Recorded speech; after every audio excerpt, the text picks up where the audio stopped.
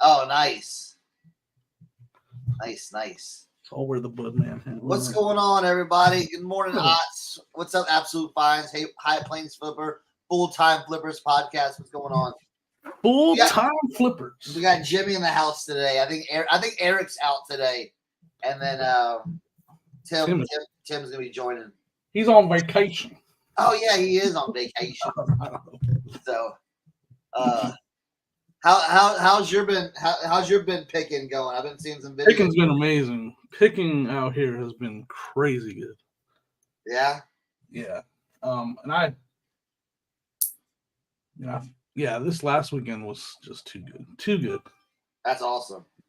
I found Sega CD games. I found new in the box toys. Just all kinds of stuff. I didn't do too much because it was a little bit of it was raining a little bit on Friday and Saturday. So a lot of the stuff that I was going to go to got canceled. Yeah. But there were a few places that were still having it because it was like covered. And I was just gonna say I was picking in the rain on Saturday. It was like pouring when I was out there. Yeah. So I was going to this. So I was at my honey hole, and then this lady came in and was talking about this estate sale she had gone to, and so I got the address from her. So I was like, you know what, my honey hole has been a little bit slow lately because they've been doing road construction.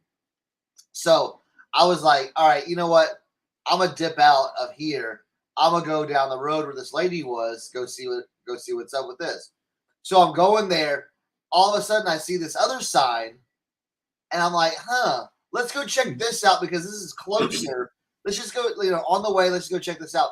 So I saw it, and basically, it's called the Anderson Smith House or something like that, and they do Revolutionary War reenactment type stuff there. So they had. So, they do this annual yard sale, I guess. And so they had all this stuff. So I was like, oh, let me go check this out. So I walk up there, say the pleasantries and everything. And so I start looking, and I'm like, yo, what's up with these prices? Oh, no. I'm like, that doesn't sound good. No, it was the opposite. Oh, really? It was like 10 cents, what? 25 cents on like big items. Awesome. You know what I'm saying? Yeah. And I'm like, I didn't bring the piggy bank today, but you know what? I'm like, and we just scooping all this stuff, like how much for everything? So I just started I just grabbed a box and I just started loading it up, and so I got this box pretty full. So I said, hey, is there somewhere I can put it? He goes, yeah, put it right here. He's like, yeah, keep buying. So he's like, oh, and then halfway through like my second box, he's like, I'm gonna start totaling your stuff up here. So I overhear him say to the other guy, he goes, who marked all this stuff 10 cents and 25 cents? He's like, this is good stuff. And the guy goes, oh, it must have been that old lady that was helping us out early. She must have been. I'm like, she's your best friend right now. Yeah. So I hear that. He goes, and then the guy goes, I'm not remarking everything. He goes, well, it is what it is. So I just start grabbing all it. So I got like this, like 3 big boxes full of stuff for like $20. Wow. So I was like, sweet. That's awesome. So I will say the one thing, I'm spending up a little bit. Like I found that prices are just up a little, not enough to where I won't buy it, but prices are up a little bit for what I'm used to. But it's also really good stuff. So yeah, and it's also there's still they don't have the cases, but I bought that binder full of Sega CD games, and that was $5 for the whole binder. So that was obviously really good. Oh, but then I come across some other stuff like. It's like, man, it's hard to pass on. They want $20, but it's worth 120. So it's like, yeah, I'm gonna do it. Yeah, there was a lot of it was just like a lot of kind of antique-y type stuff, like a lot of German steins and boats and oh yeah. Like I'll show you a few. That half the stuff I've already taken. taken to the auction, but the really cool finds were these. These 1970s. Oh, I saw you put those on Instagram. Yeah, those are awesome, man. Yeah. So, that's like, and these are really cool because it's that style where like you could put it like you could have it like this, and it's a ratcheted like you can move it. So if you wanted to like put it on like people, you can put it on the wall or something like that, or like people had it like hanging like upside down. Right. That's a really cool look to it. Yeah. Yeah. What would you call that style? Like is that like? It's almost like mod futurist, like that atomic, like that's the futuristic awesome. stuff. And then so I got a yellow one too. So these go for about $100 a piece. So I ran across an accidental bolo that I didn't know existed. I'm gonna go grab these. I'm gonna show you these pants I found. Definitely. Oh.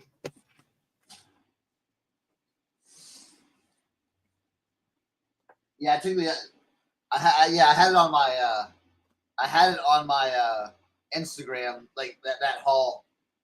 It was pretty good. It was I was happy with it.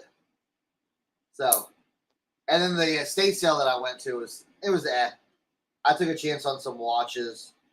We'll see how those do. I can't find them. He said he can't find it. I'm fine. Here they go. I found them. Man, I got a mess down here though. I got so much inventory. I got so much clothes. I got to get this listing clothes. I know, right? So like, I just thought this pattern was cool, so I picked these up for $3. They're like camouflage pants. Yes, dude. These are like night camo. Yes. These are worth a bunch of money. I had no idea. I just bought them. It was almost like my picker instinct was like, this is too cool not to buy. $3, I'll buy them. I think they're close to like $200. Yeah, I've had those before. It's like night camo or something like that. Yeah. They're you don't see them as much because they were only made for like a couple years. That design. He said early 2000s possibly. They were his. He wore them. He said. Yeah, I read up on them. They only made them for just a little bit. This one vintage dude showed them as well. I was like, hey, look at those are the pants that I bought that one. Like actual issue, like they're not branded. Yeah, like they're military issue. There you go. Hold them up. That's Bolo. Yeah, I was like, you know what? $3. That pattern's awesome. They got to be worth more than $3. Yeah. I got home and started researching. I was like, holy smokes. Yep. Pretty crazy. Buck Mountain, they're military issued, so you're gonna see the military. Yeah, he actually, like he said, he said he was in the Army and he wore them. They were. He said he didn't wear them much, but they were part of his. Yeah. Year. That's awesome. Yeah, so I'm looking forward to going back to the video and watching that. I think I bought another pair of camo pants from them for $3. Yeah, the oddball camo that can do well. Yeah, I like picking up camo, but I don't like just your regular style. Right. Like I usually. Yeah, the guy that friend of mine that does like true like really old vintage. Mm-hmm. He said camo pants are pretty hot right now, and so that's what made me buy them. I mean, they're not. Most of them are still only 25, 30, but they're selling right now. Like they'll sell. Yeah, that's the thing. It's selling. Yeah. I'll tell you what. I can list camo all day, and it'll sell. Like and if you can find like older, like if he's finding stuff from 40s and 50s, that'll really sell. Yeah, absolutely. That's usually more solid green stuff too, though. Like there's not a lot of. So yeah. Anyway. Yeah, in the military, like if you find like the solid military stuff, the solid green stuff, that could be good.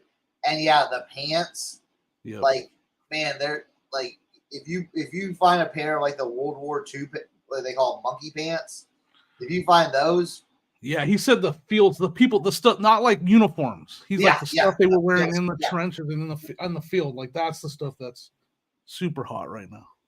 I don't know. I'm learning. I know you know, but I'm learning right now. I'm in the process of learning. I did pick up this. See, this is they had a bunch of like German beer stuff, and this is like a.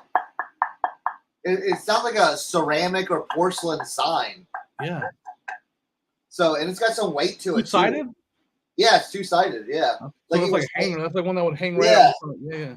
Yeah. So I thought that was really cool. 10 cents. You know, like, and then this isn't glass, but it's plastic, but it's a little bit older.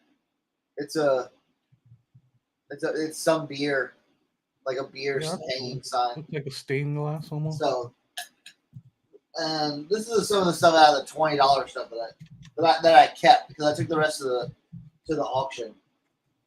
I thought this was pretty neat. They had a lot of nautical stuff, like a Danish clog and a boat, you know. So I was like, all right. See, that's what I don't understand. Some of these pants aren't worth that much. I don't know. I got to figure out more about it. I've seen some really high sold comps and I've seen some really low ones. So I don't know. Well, hey, it's all about what you ask for. You know what I'm saying? Right. But yeah, someone said, right, like anything, like desert camo stuff is definitely selling right now. Yeah, I picked this up for like $3. They had $3 on it, so this goes for like 85 to 100 because it's a wind up. So those desert camo, they need to be baggy. I don't know if these, like, if they're the wider the leg, the better. I'm reading that right now. So like, you want the baggy desert camo. I don't know that's what I have. So I might have. If you see them with like the baggy and almost like a cargo look, yeah, those are the ones that are really going high. Like the paratrooper ones and everything like that. All right, what's up, Lisa, Ozark, Trashy Panda? Yeah, I'm looking at desert camo stuff. It's selling all day, every day right now. Yeah, all the time.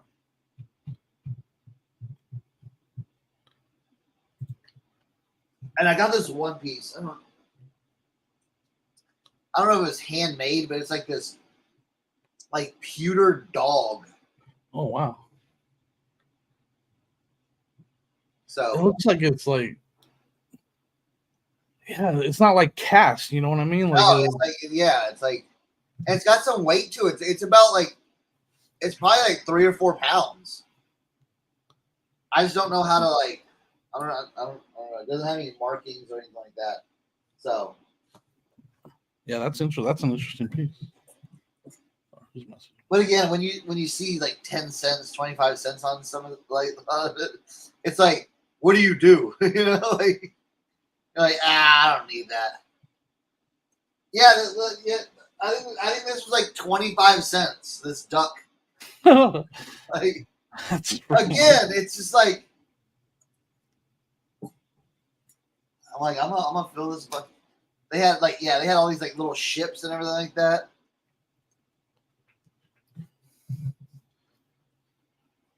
Oh man, let me go take some pictures. I was just figured I wouldn't leave you hanging this morning. That's for sure. Well, hey, set it up in the basement if you want. I'll go to the basement and we'll take pictures too. I'm in the basement right now. Oh, okay. So I got to go to the other side of the wall over there. I got to go over. The other side of the wall is my picture area. I'll wait a little bit.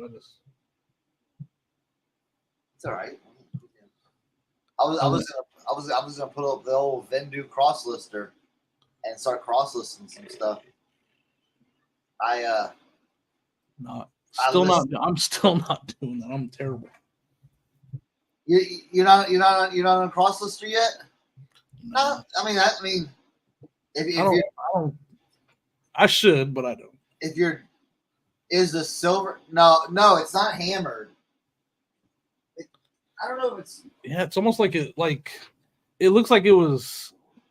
Like it's like, if you ask me, it looks like they took solder and just melted it into. That's what it looks like. I know that's not what it is, but that's what it looks like. Like they had a design and they just melted the solder in there. That's what it looks like. See how it is right there. So, I don't know. I don't know. That'd be cool if it was hammered silver. Yeah, they had all kinds of little things there. So I was like, let me just pick this stuff up. Let me just get it and get going.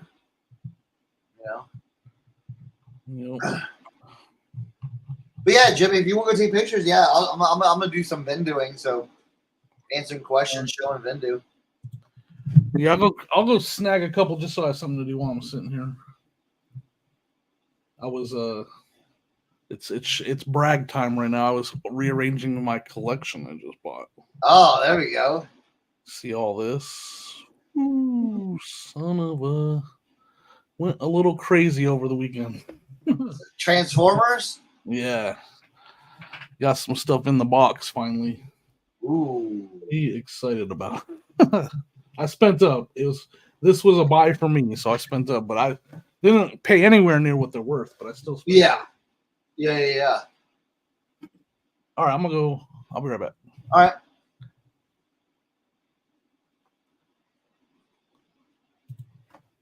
Well, Kat, yeah, everyone's like, everyone's traveling and doing that except me. I'm staying grounded over here.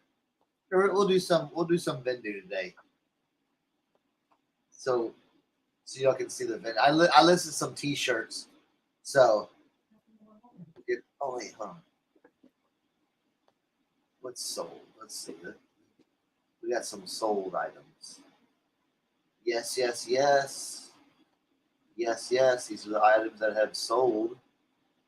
So with Vendoo, it automatically pulls them off and delist them. So I just see like clear all sales, boom, right there, and then you can take a look at all my sales right here. So we'll go back to active.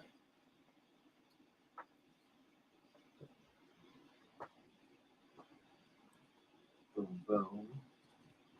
All right.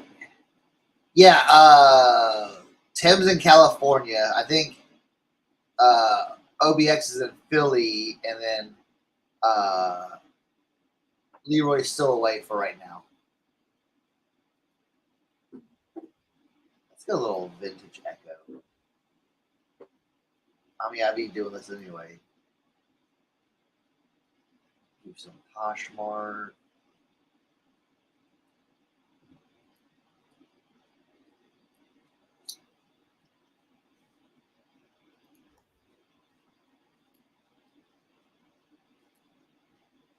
There's Leroy hanging out. I couldn't leave you by yourself. What's going on? I couldn't leave you by yourself. Oh, it's okay. I'm all right. I'm working. You know what I'm saying? Yeah, I couldn't leave you by yourself, but I'm sitting here just being depressed. So you see everything's gone. You see that? Yeah. You know, there's no more canopy. The canopy's gone. So just in moving stage, I would say.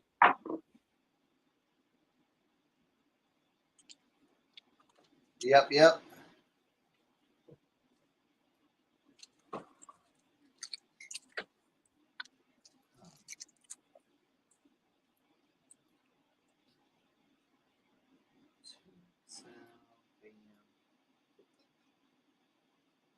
List it. See, that Poshmark listing's easy. What's up, Justin? Good morning, sir. Here, Leroy, we'll put you. There we go.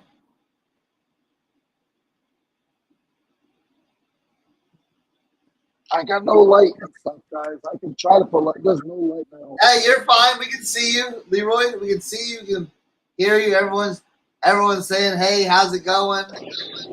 I'm there. I'm here. I'm there. I'm somewhere.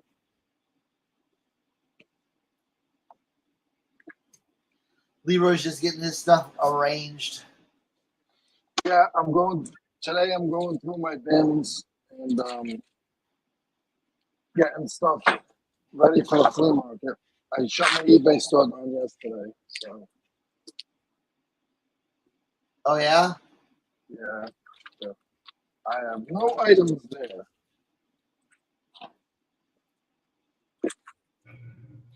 Send out some offers.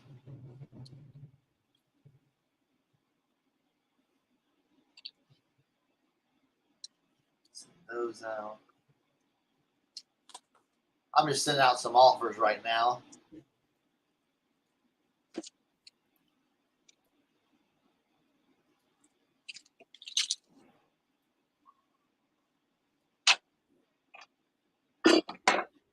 All right.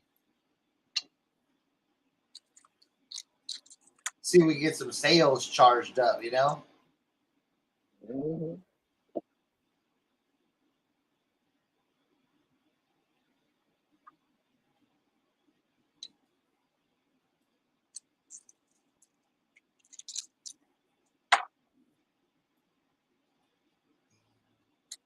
Send it. Let's go.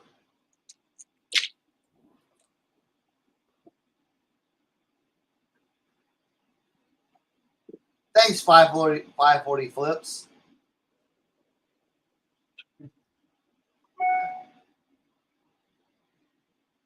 What's up, Trading Post Pickers?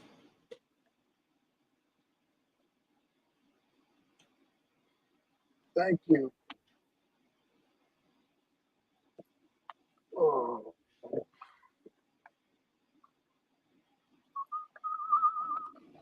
All right. So,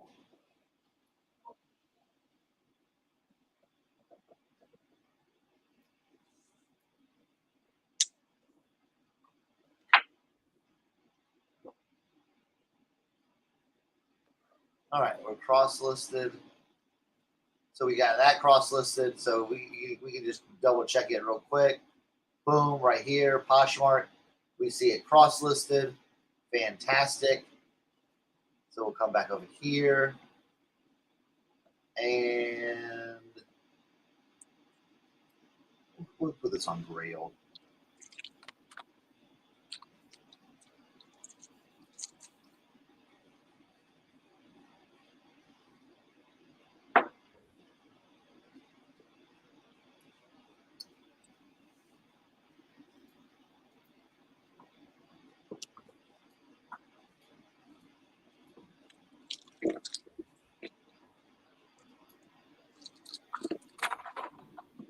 There we go. So I'm cross-listed on Grail right now. Okay. I'm cross-listing on the flea market right now.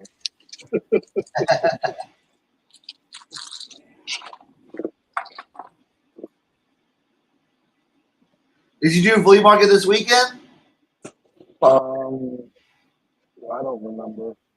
So like, What'd you do this weekend? What's today? Today's Monday. Yes, I did the flea Today's market. Tuesday. What day did I do a flea market? Saturday. I don't remember. I did the flea market. I don't know what days I did the flea market. And then I was moving all the stuff off the balcony and all the stuff out of the cubby hole, which I'm standing in right now. So most of my stuff is in boxes, but I need to work on this wall where all my inventory was, and I'm throwing stuff away. Stuff's going to the flea market, and then a few things are going to go back on eBay when I start my store back up in a couple weeks, couple months. So I don't know if any of that was heard. Yeah, no, Cat. Everything. Yeah. I think everything's going good. So I think he was just traveling back from somewhere. Not sure.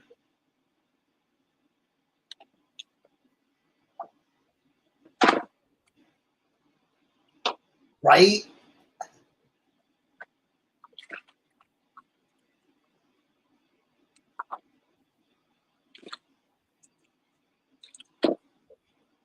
All right, let's get back to here.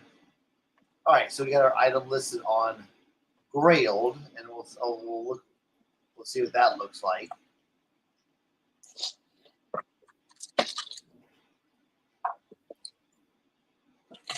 You can see it right here. Boom, that showed up right there. And then we'll go down to Depop. Macari right now, we'll see about Macari.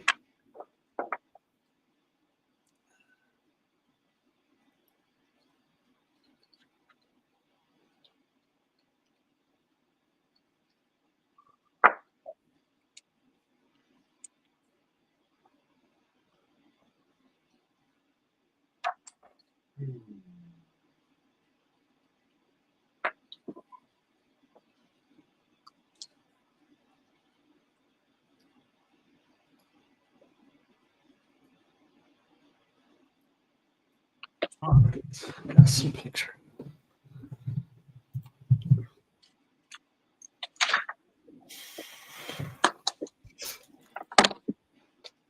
Boom.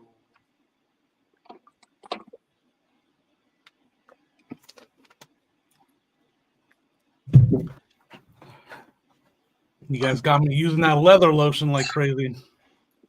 Oh, yeah? I'm addicted to it. Works pretty good, huh? Oh yeah, I've already sold a couple pairs that I did. I think some Doc Martens, some Ariat boots. Yeah, I've already sold a couple that I cleaned up, made look pretty. Heck yeah. Looks pretty good. Which one are you using the spray? No, so I went to go to Ross. That's Uh-huh. and I was up early, so I was like, oh, I'll go to Ross. They didn't open until like 10 or whatever, and I'm like 2 hours before 10. I'm there. I was like, dang it, and I'm like, I'm not gonna, and I have to drive far, to go to Target, at least 40 minutes to get to Target.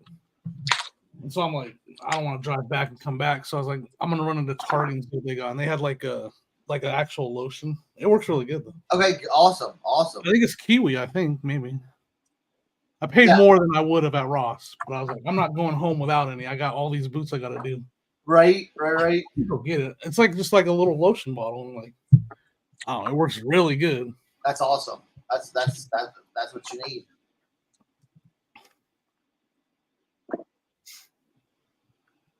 Yeah, I was like, dang it, they don't like Ross doesn't open until 10 or something like that. I was like, oh, I didn't know that. And then they stay open late apparently. Shows how much I go to Ross.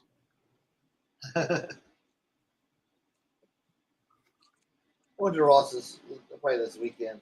It was, I don't think I got anything. I didn't really find this much. I didn't find much this weekend. Like I find stuff, but it's.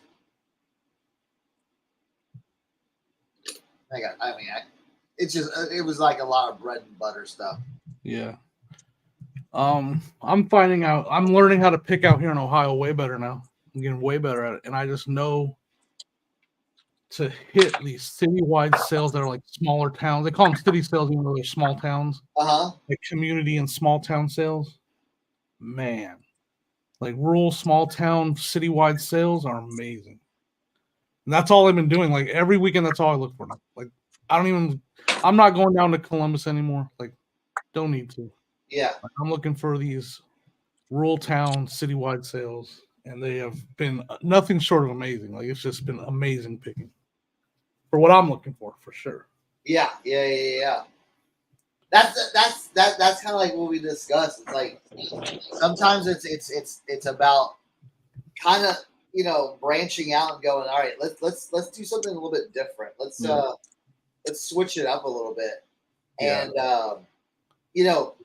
go into some of those, go into out in the country a little bit, off the beaten path a little bit. Like that's where you find that. Listen, that's where you find the. I'm like, oh, population of 8,000. There we go. Now we're talking. Let's go. Yeah, because those people have been there a while. It's been great. It's been great. And it's fun too. That's the biggest thing. Like I spend all day in that small town. 30, 40 sales easily, if not more. And I'm just spending the whole day. I'll stop at the gas station, their little gas station, get me a little hamburger from or whatever, chicken from there. Yes. It's a fun day, Yeah. Just that kind of, yeah. I know exactly what you're talking about on that. Oh, Colby's sitting there with 40 vintage hats with his steamer and his brush. And Nice. Yes. Hey, when I was doing that leather lotion, I was thinking you guys that the one I got smells like sunblock, man. Like it smells straight up like I'm at the beach. Oh, really? I don't know if I got the right stuff, but it works good. All I know is the stuff I got works really good. Like it kind of like I don't know what's the word, like rehydrates. Yeah, like rehydrates that leather and it makes it like, and it makes for a great picture. Let's see if I can find a pair that I just sold. Yeah, it makes so, and the thing is, it makes you look at other pairs a little bit different now, right? Yeah, or like something like, no, I'm not gonna pick that up. Where it's like, oh, I can just dust it off and hit it with this real quick and bam. Yeah, Pinjo. Yeah. Joey Pinjo. Now here's the thing: when you get in my parts out here, you gotta be a little more careful. Oh, dude, when I went through West Virginia, driving to Virginia, and I turned toll roads off, I think I talked about that. I was like, okay, all right, yeah, hold up. I went through some. What do they call those? Like hollers. Yeah. I was definitely driving through something that looked just like that. I don't know if that's where I was. Yeah. You were. I mean, it's like get off the highway, drive 6 miles through this, just weaving, and one car can only fit on the road, and yeah. trailers and houses all the way up and down. Like here's a pair of boots that these dingo boots. I used that lotion on these. They turned out pretty good. Oh yeah, see, look at that. And they were rough, man. They were rough. Yeah. Dingo harness boots.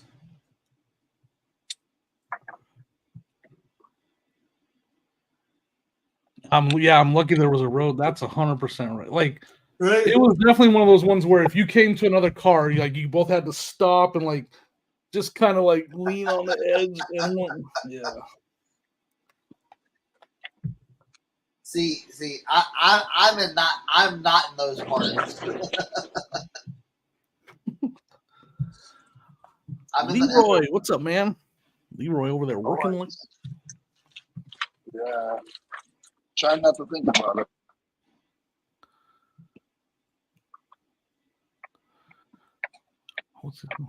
But yeah, I mean that's where you're gonna find, I always feel like you have a better shot at finding the vintage stuff there than at some townhouse, because if you find it in a townhouse, it's dudes like us that have it in their collection that knows what they have, versus a mom or a grandmother going, oh yeah, Jimmy left all this stuff when he left for college and he never been back for it, Yeah, like I rolled up to where I got those Sega CDs. They had a box full of Bratz dolls from early 2000s. She's like $5 for all, and it's like 30 Bratz dolls and clothes and accessories, all $5 for all of it. The daughter left it here. She's gone. She don't want them. Yeah, I'm like, I bought a lot of Bratz dolls sells for $200, $300 on eBay all day, and that's if I don't even go through them and find if there's any good ones in there. So I was like, but the difference like here is like I'm not going like way off road or anything like that. Yeah. It's just like you're on the highway or like the smaller highway, and all of a sudden you come to this small town. And it's got its old little downtown area, just like where the one I live in. Yeah. Like the old buildings, it's all downtown. And they've tried to keep it up and revitalize a little bit. But that's the kind of towns I'm hitting. Like it's not in the woods or anything like that. It's just a small town. That's very how much how like the Route 11 yard crawl that I go on in Virginia, like in over here in Virginia. Yeah. You have a lot of those a little small towns on Route 11. So you just be on there and it's like keeps going. You drive to the next one. Like every 6-7 miles, you hit a town and you're like, okay, a little downtown. You drive through. Yeah, that's exactly how it is there. Yeah, I love that one because you have those smaller towns and those older towns too. That's the thing. It's the older towns that you can really dig in and find some good stuff. I love it. Matter of fact, right now I'm actually in the process. I haven't found one for next weekend, and I'm a little bit nervous that I'm not going to find a small town sale. I'm researching Facebook. I'm researching Google. Like I'm looking everywhere. Oh, Facebook groups are the best place to find it. You find the group for that town. Yeah. They don't use like the treasure maps a lot or anything like that. Like they'll just post it on Facebook, like citywide sale this weekend. I'm searching like crazy. All right, let's list some stuff. Man, I got 2 giant daddy long leg spiders down there. They are huge. Oh yeah. Good night. See if I can grab a picture of them with my phone. Suckers. Just chilling up in the corner.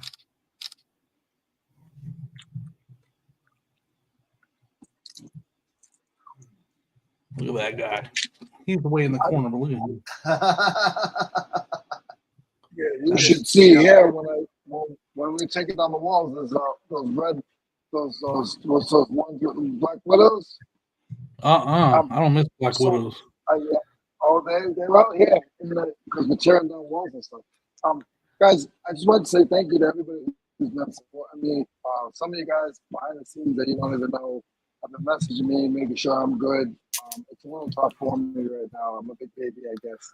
But if I'm quiet today, it's just because I didn't want to leave Sunlight alone, and I had to put my big boy pants on and come on the show. So, but I do want to support. I do want to say thank you to everybody who's been just messaging me, checking on me, making sure I'm good. So that's all. Yeah.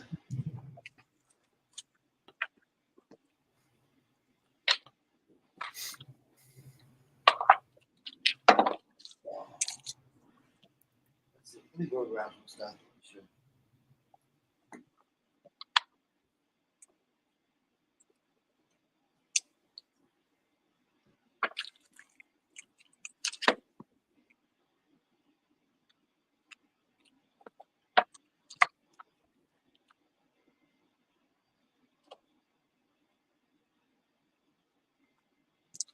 I don't understand. Why is this sale?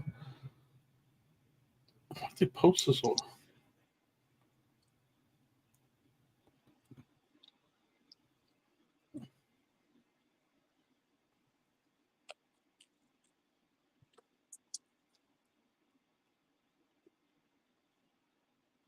Do I miss Colorado?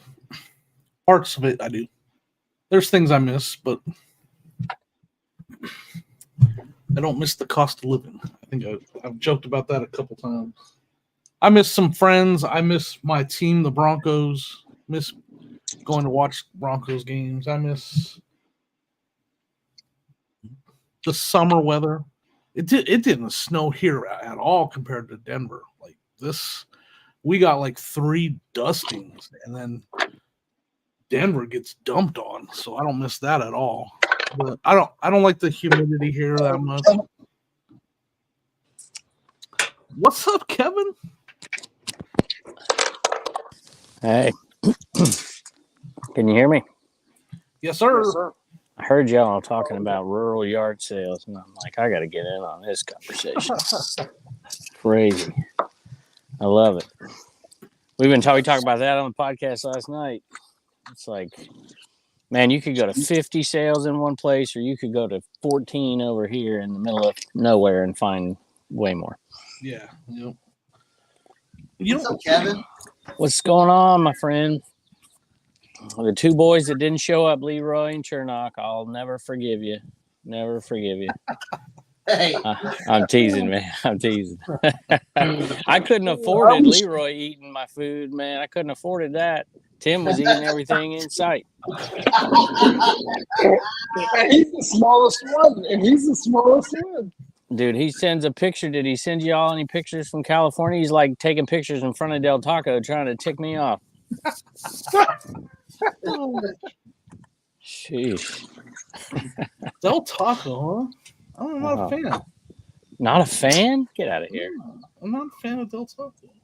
I guess It was how I survived childhood. My yeah, mom wasn't much of a. She didn't make too much food, so that makes sense. I went to didn't the have Del neighbor's Taco over. house for breakfast. The old lady next door, and she would feed me, and then I would go like walk to Del Taco and eat lunch, and then walk back to Del Taco and eat dinner. So that was basically my childhood. What's your go-to order? I'm pretty bland, man. It's like back then it was I'm a bean burrito kind of guy. yeah, so beanie cheese burrito, red burrito, Yeah. quesadilla, French fries. That's the beauty of Del Taco. French fries and yeah. It's pretty good. Nice. Jimmy finding all this good stuff. Dave finding great stuff, making me jealous, y'all. I liked it when Chernock said, I didn't find much this weekend. I didn't find much either. Wait. Kevin, when I say I didn't find much, I mean there's always stuff found. You know what I'm saying? It's It didn't get your heart pumping. I guess but Kevin, and this is what we have, different panelists now. Have you gotten to the point to where a lot of the stuff your bread and butter you find, it's just like, yep, I know that. And It's like next. Yep. Things that used to get you like, oh man, look at all these Harley Davidson shirts. You're like, oh cool, look, 15 Harley Davidson shirts right here. I guess I gotta get them. Like those are that's what I come across. It's like this. It's like back in the day, I've been like, oh cool, I found a Doug Flutie jersey. Oh, dude, look at that. That's awesome. But it's like, hey, we found, all right, cool, man. Yeah, I hear you. Man. I hear you. I didn't even have that kind of weekend. I didn't even have any. What's up, Leroy? How are you, sir? Did you not go out, or did you just? No, I went out. It rained. It was brutal. Oh yeah, it did. Went to a church sale that was advertised out on their sign out in the middle of nowhere. It was nowhere else. You couldn't see the advertisement on Facebook anywhere, and it's out. I just happened to go past it one day, taking my boy to some game out in the middle of nowhere. And I'm like, sweet, nobody's going to be here. It's going to be awesome. And it was a church sale. So I'm like, it's raining. So what? It's going to be a church sale. I get there, and there's like 5 people in the parking lot, and they're all buyers. There's not one seller there anywhere. So what happened is, first of all, it was outside sale, and I didn't realize it. Nobody realized it because it just said community sale at the church, whatever.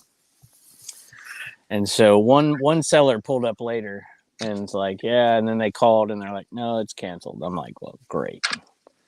So then I was behind the 8 ball and had to drive 40 miles the other way to find another sale. And by then I was the 13th one there and didn't work out.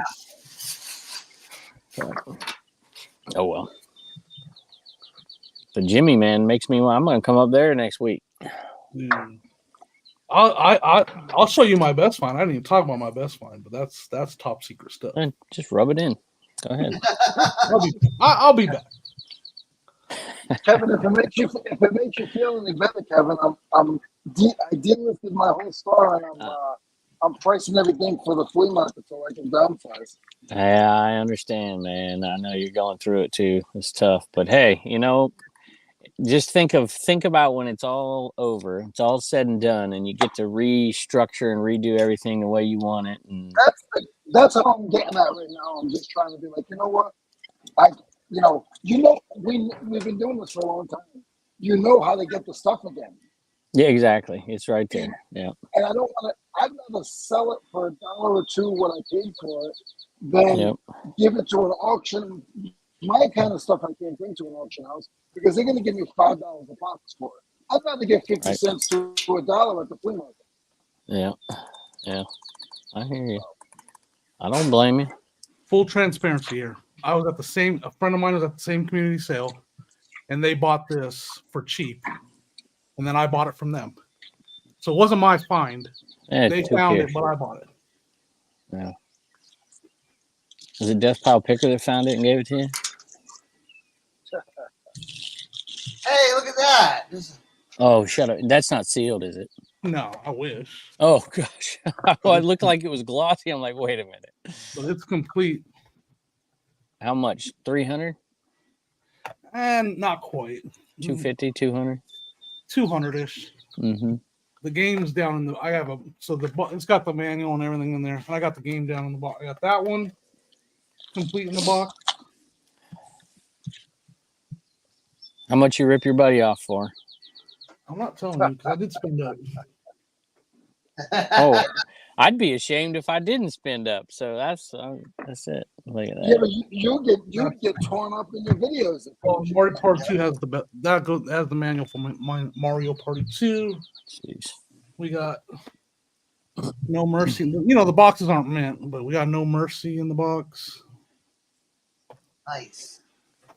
And we got Mario 64 in the box.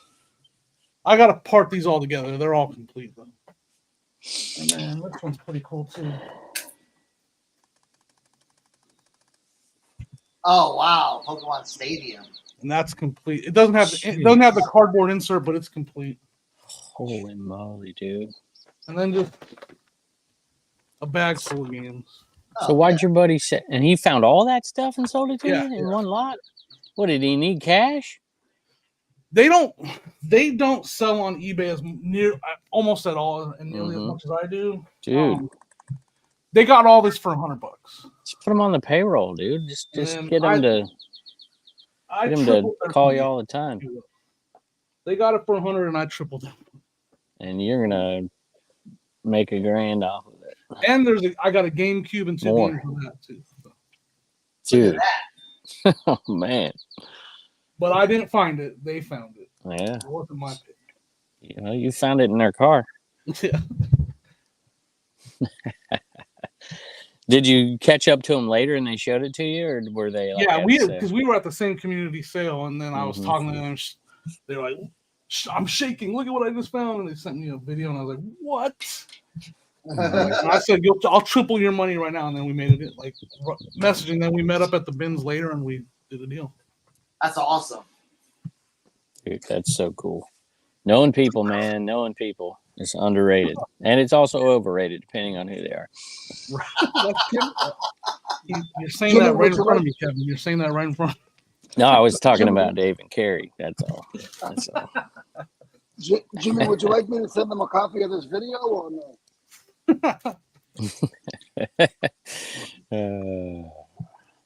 Leroy, got a little check it out. West Virginia action. That's Wild and wonderful. What tag is on that? Old Tooltex. Nice. Made in the USA. And this one, I like. This is where my kid goes. Found Muscleman, 1988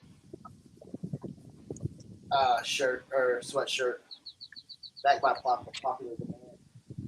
I'll probably give it that to them. Then I found this. This was the weird thing.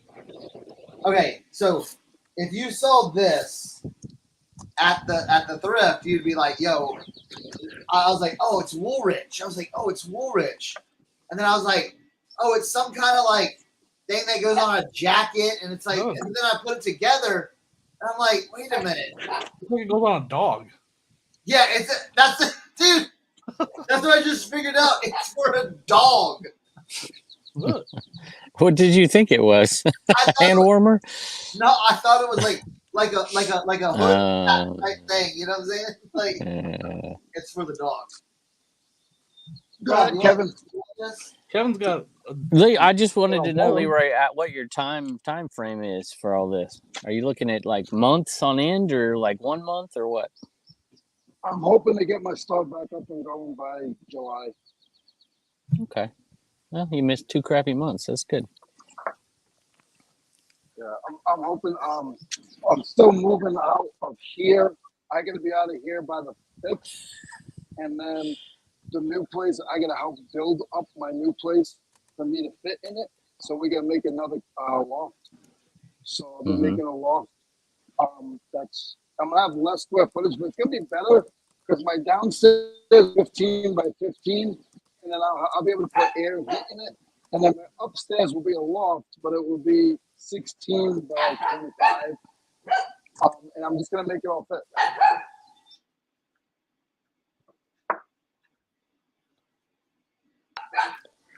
My dogs are barking here, so I'm gonna Poncho turn my wants that mic jacket. off for a minute. Huh? Poncho wants that jacket. Yeah. Right? Poncho wants a poncho, baby. There you go. Gizmo's got too much hair, so it doesn't like. But yeah, I mean, like a typical like this was my pickup from my honey hole. So like those two sweatshirts. This is what I call like a type day. Those two sweatshirts. This piece right here.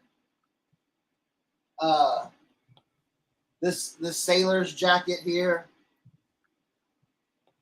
This leather jacket here. That jersey. And 2 pairs of Merrells. That's light. That's that you go in there and boom. You know, that you go in there and like those are the first few things you find, and then that means it's slow, you know. No, Mike. What up? What's up, Mike? Good morning, everybody. Good morning. I've been sitting here enjoying the show backstage. I was trying to get you in. I couldn't get you in. Well, I know it was my mistake to leave technology up to Leroy and Kevin, but I shot the request to Jimmy, and he said, "Hey, all right, there's the link." Throw me under the bus for allowing you in here. Kevin has no employees currently working, so nothing's getting done. The dog is getting pet. That's it. Right. Well, I got 7 minutes because if I don't get to work, I'm in trouble. I'm trying to get this. I'm storyboarding here. I got to go film. And I got to go ship. And then I got that live here that I'll do a little promo, but it'll be after your show. So we're doing a live media Dibdit show all day long. And I'm the first one to kick it off, I think, at 1. So I got to get my media together. I should be scanning that right now. Any media people in here help me out? This is the doors. That's not bad. I probably should look this stuff up. There might be some stuff in here that's worth something, but I'm selling it today. So check it out, dude. What are you selling? I'm doing records. Oh, cool. And seal VHS. I'm doing cassettes, and man, that might be it. I might do some video discs, but I doubt it. I don't think I got so much media, man. I should be pulling out some winners and selling them, but I think we're just gonna sell them. I got it. You know how it is. You get stuff dirt cheap, and it's like just get rid of it. Hey, whatever you do not sell a David Gilmour LP without knowing he is a member of Pink Floyd. It's funny. We got shredded. I got a. Well, you know what's so weird about that, Mike, is Dave handed me that thing, and it was such an odd cover, and it had no pictures on it, no nothing, and it was sealed, and I'm like, Dave, just nothing struck a bell for me. And then because even when I sold it, I had no idea. But you know what I picked up 2 weeks ago? I was digging through a DVD bin. That's how bad it was.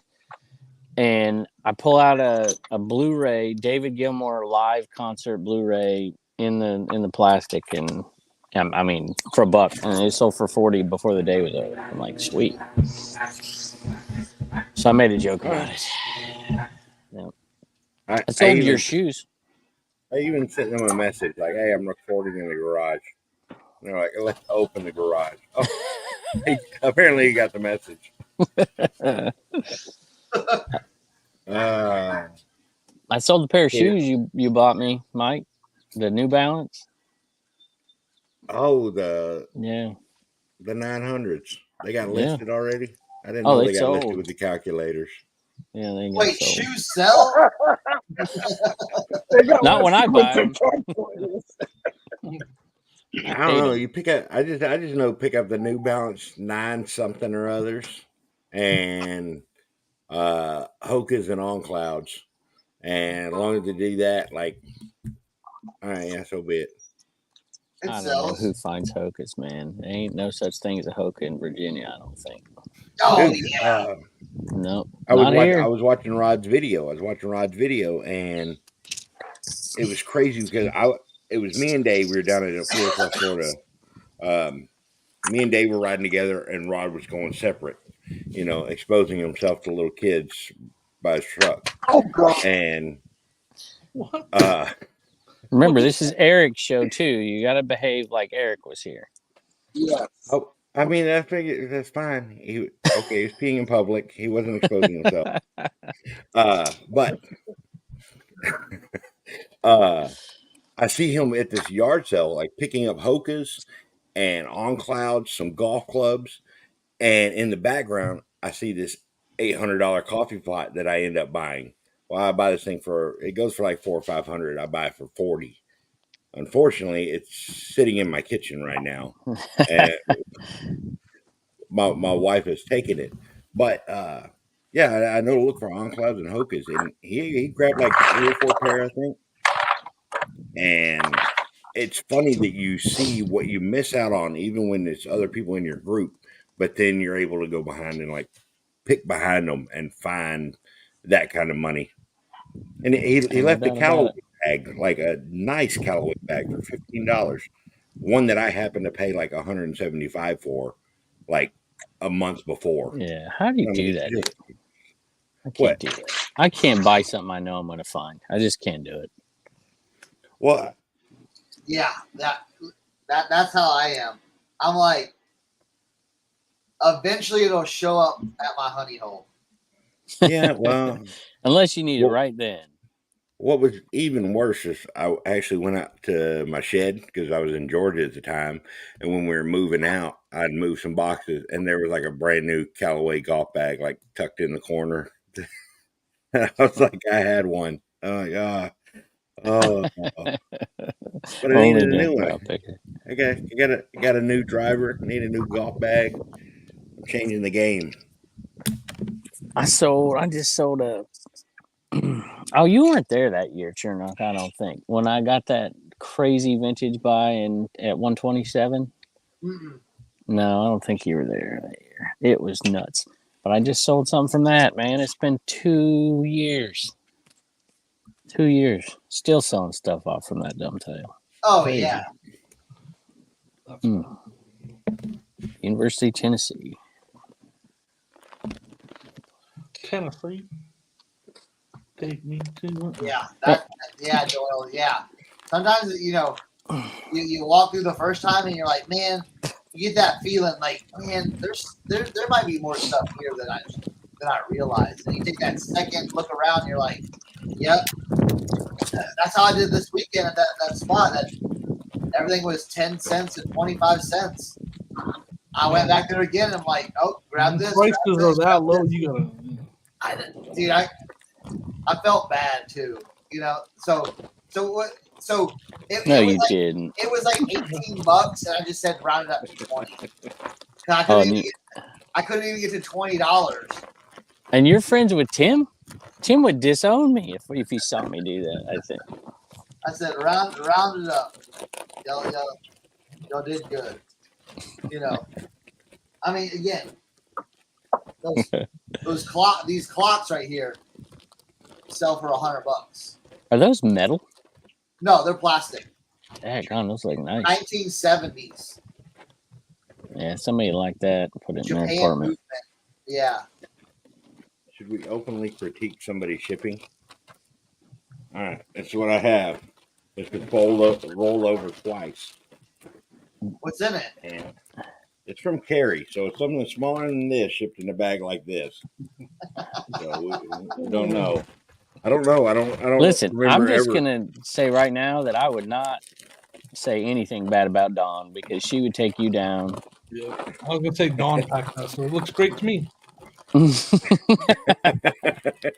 Just the way I would have done it.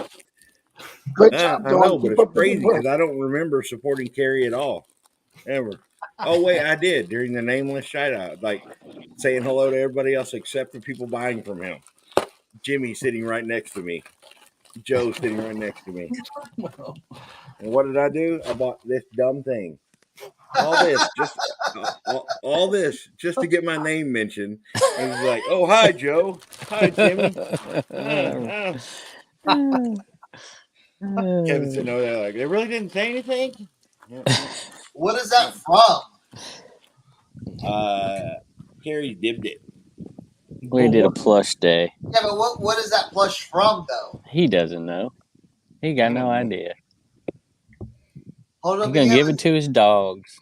It's Bad Bunny. All right, it says Bad Bunny. I don't even know what the heck. I thought that was a rapper. Isn't it?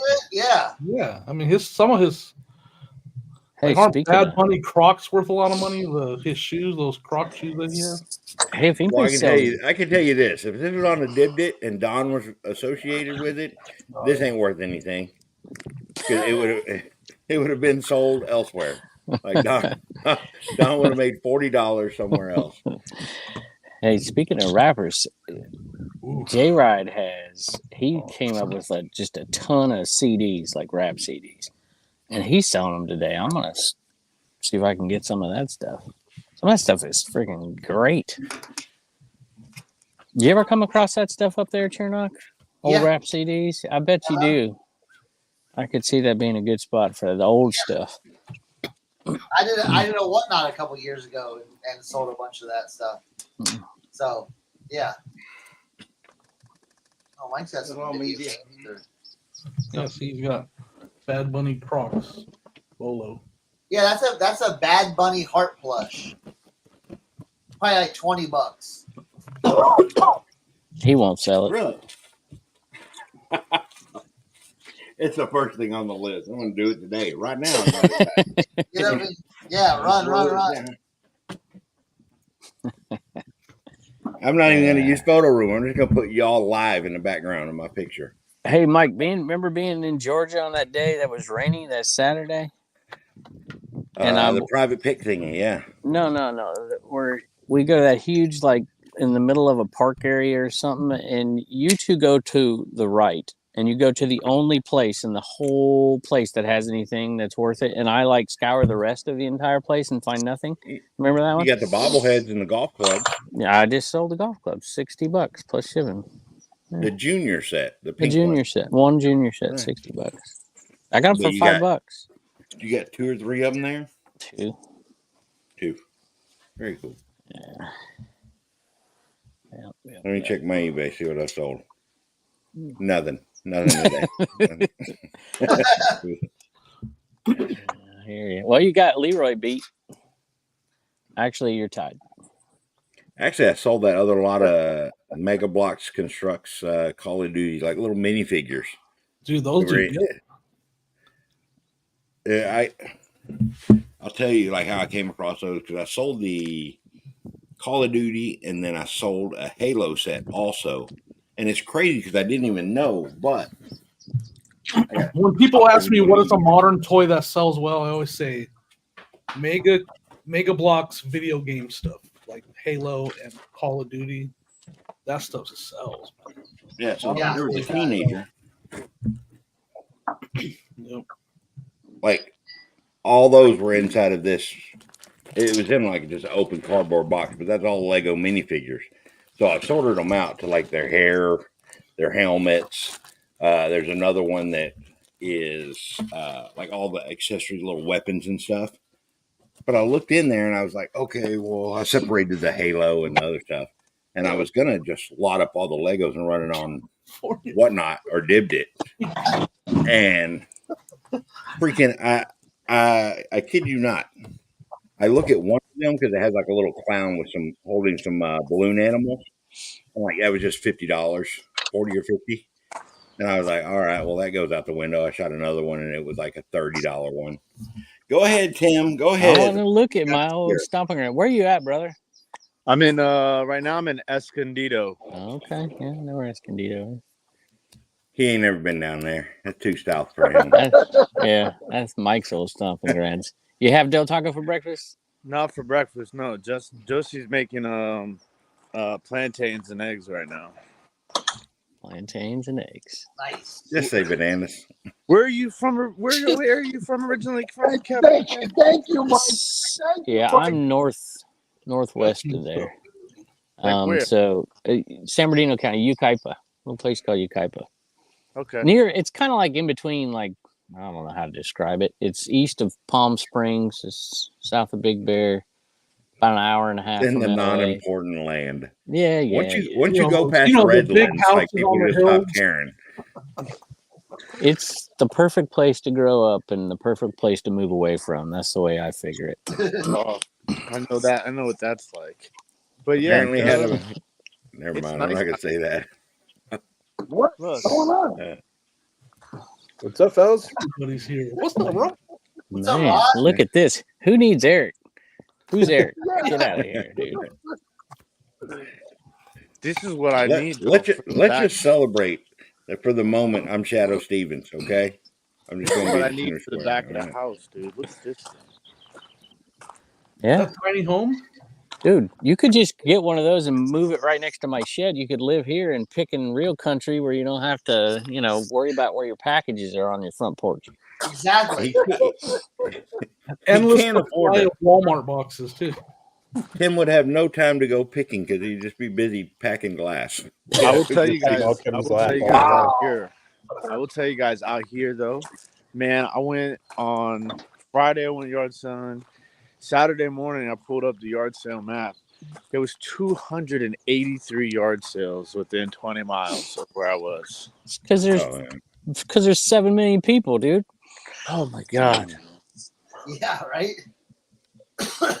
See, people like don't you- understand unless you Yeah, go there, percentage-wise, and you that's know rough. this now.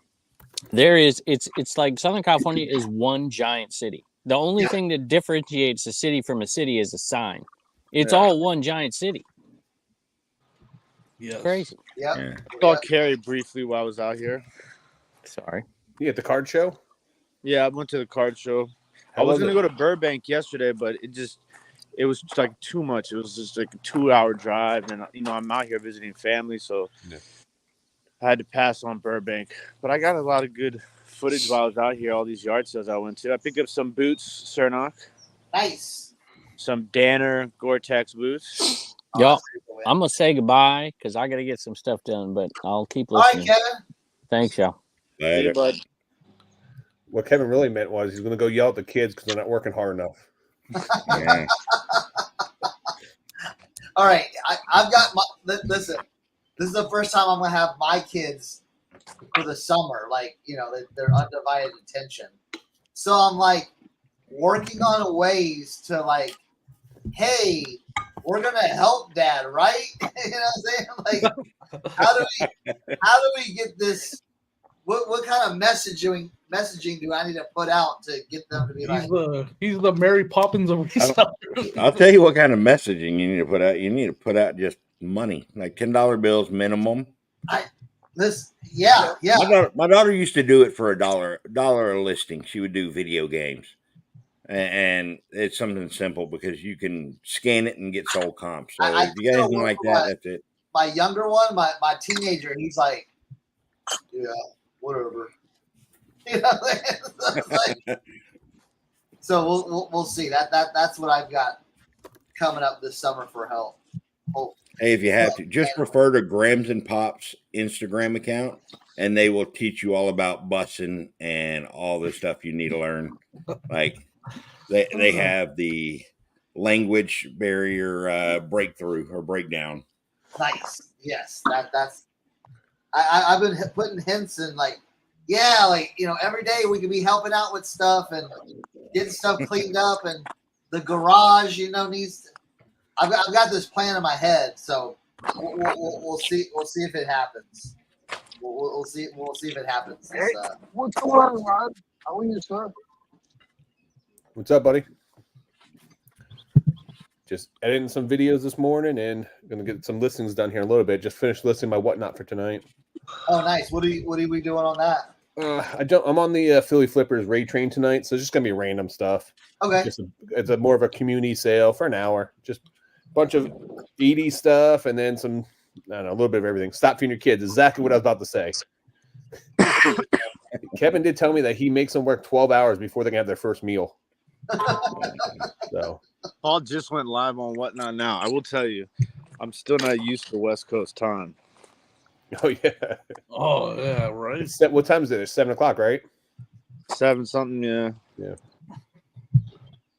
Yeah, like it. I'm not used to I'll East tell Coast. you, I'm not used to me too. watching basketball at midnight. I like watching. I like watching y'all at 9 a.m. a lot more than I liked having to wake up at 8 a.m. to watch y'all. I wanna watch Just the- I going wanna watch central, some it sucks. basketball playoffs. I got to stay up till 1 o'clock in the morning. What's that?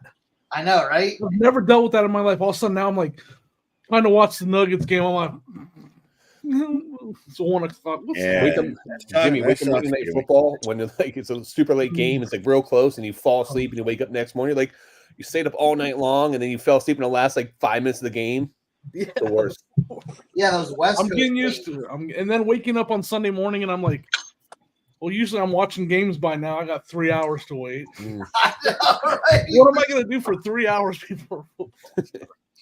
List. Yep. You can watch Authentic in the Beard Sunday yeah. mornings, the parlay. That's exactly what I'm doing right now. Yes. All So right, well, I got to go pack, guys. I got to get ready to check out the Airbnb. But thank you all for holding down the fort. Leroy, Cernock, love you guys. Everybody, love y'all. Y'all have a Leave your good buddy. one. I might Love check you. you Hey, later. big bolo out there if you can. Multi-quantity hypodermic needles, unused. Thanks, bud. See if- You know, I'm surprised you don't have your own just reselling channel by yourself, buddy. Like you have so many great tips and tricks. Let me tell you. I'm telling That brings a whole Dude, new you can- meaning to Death Pile right there. Yeah. right. you. Now I just need the manpower. I just need like carrying stuff. You know, that's the thing. Or like moving stuff. Or hey, see all that? Throw that in a garbage bag and put that in the car. We're gonna donate that.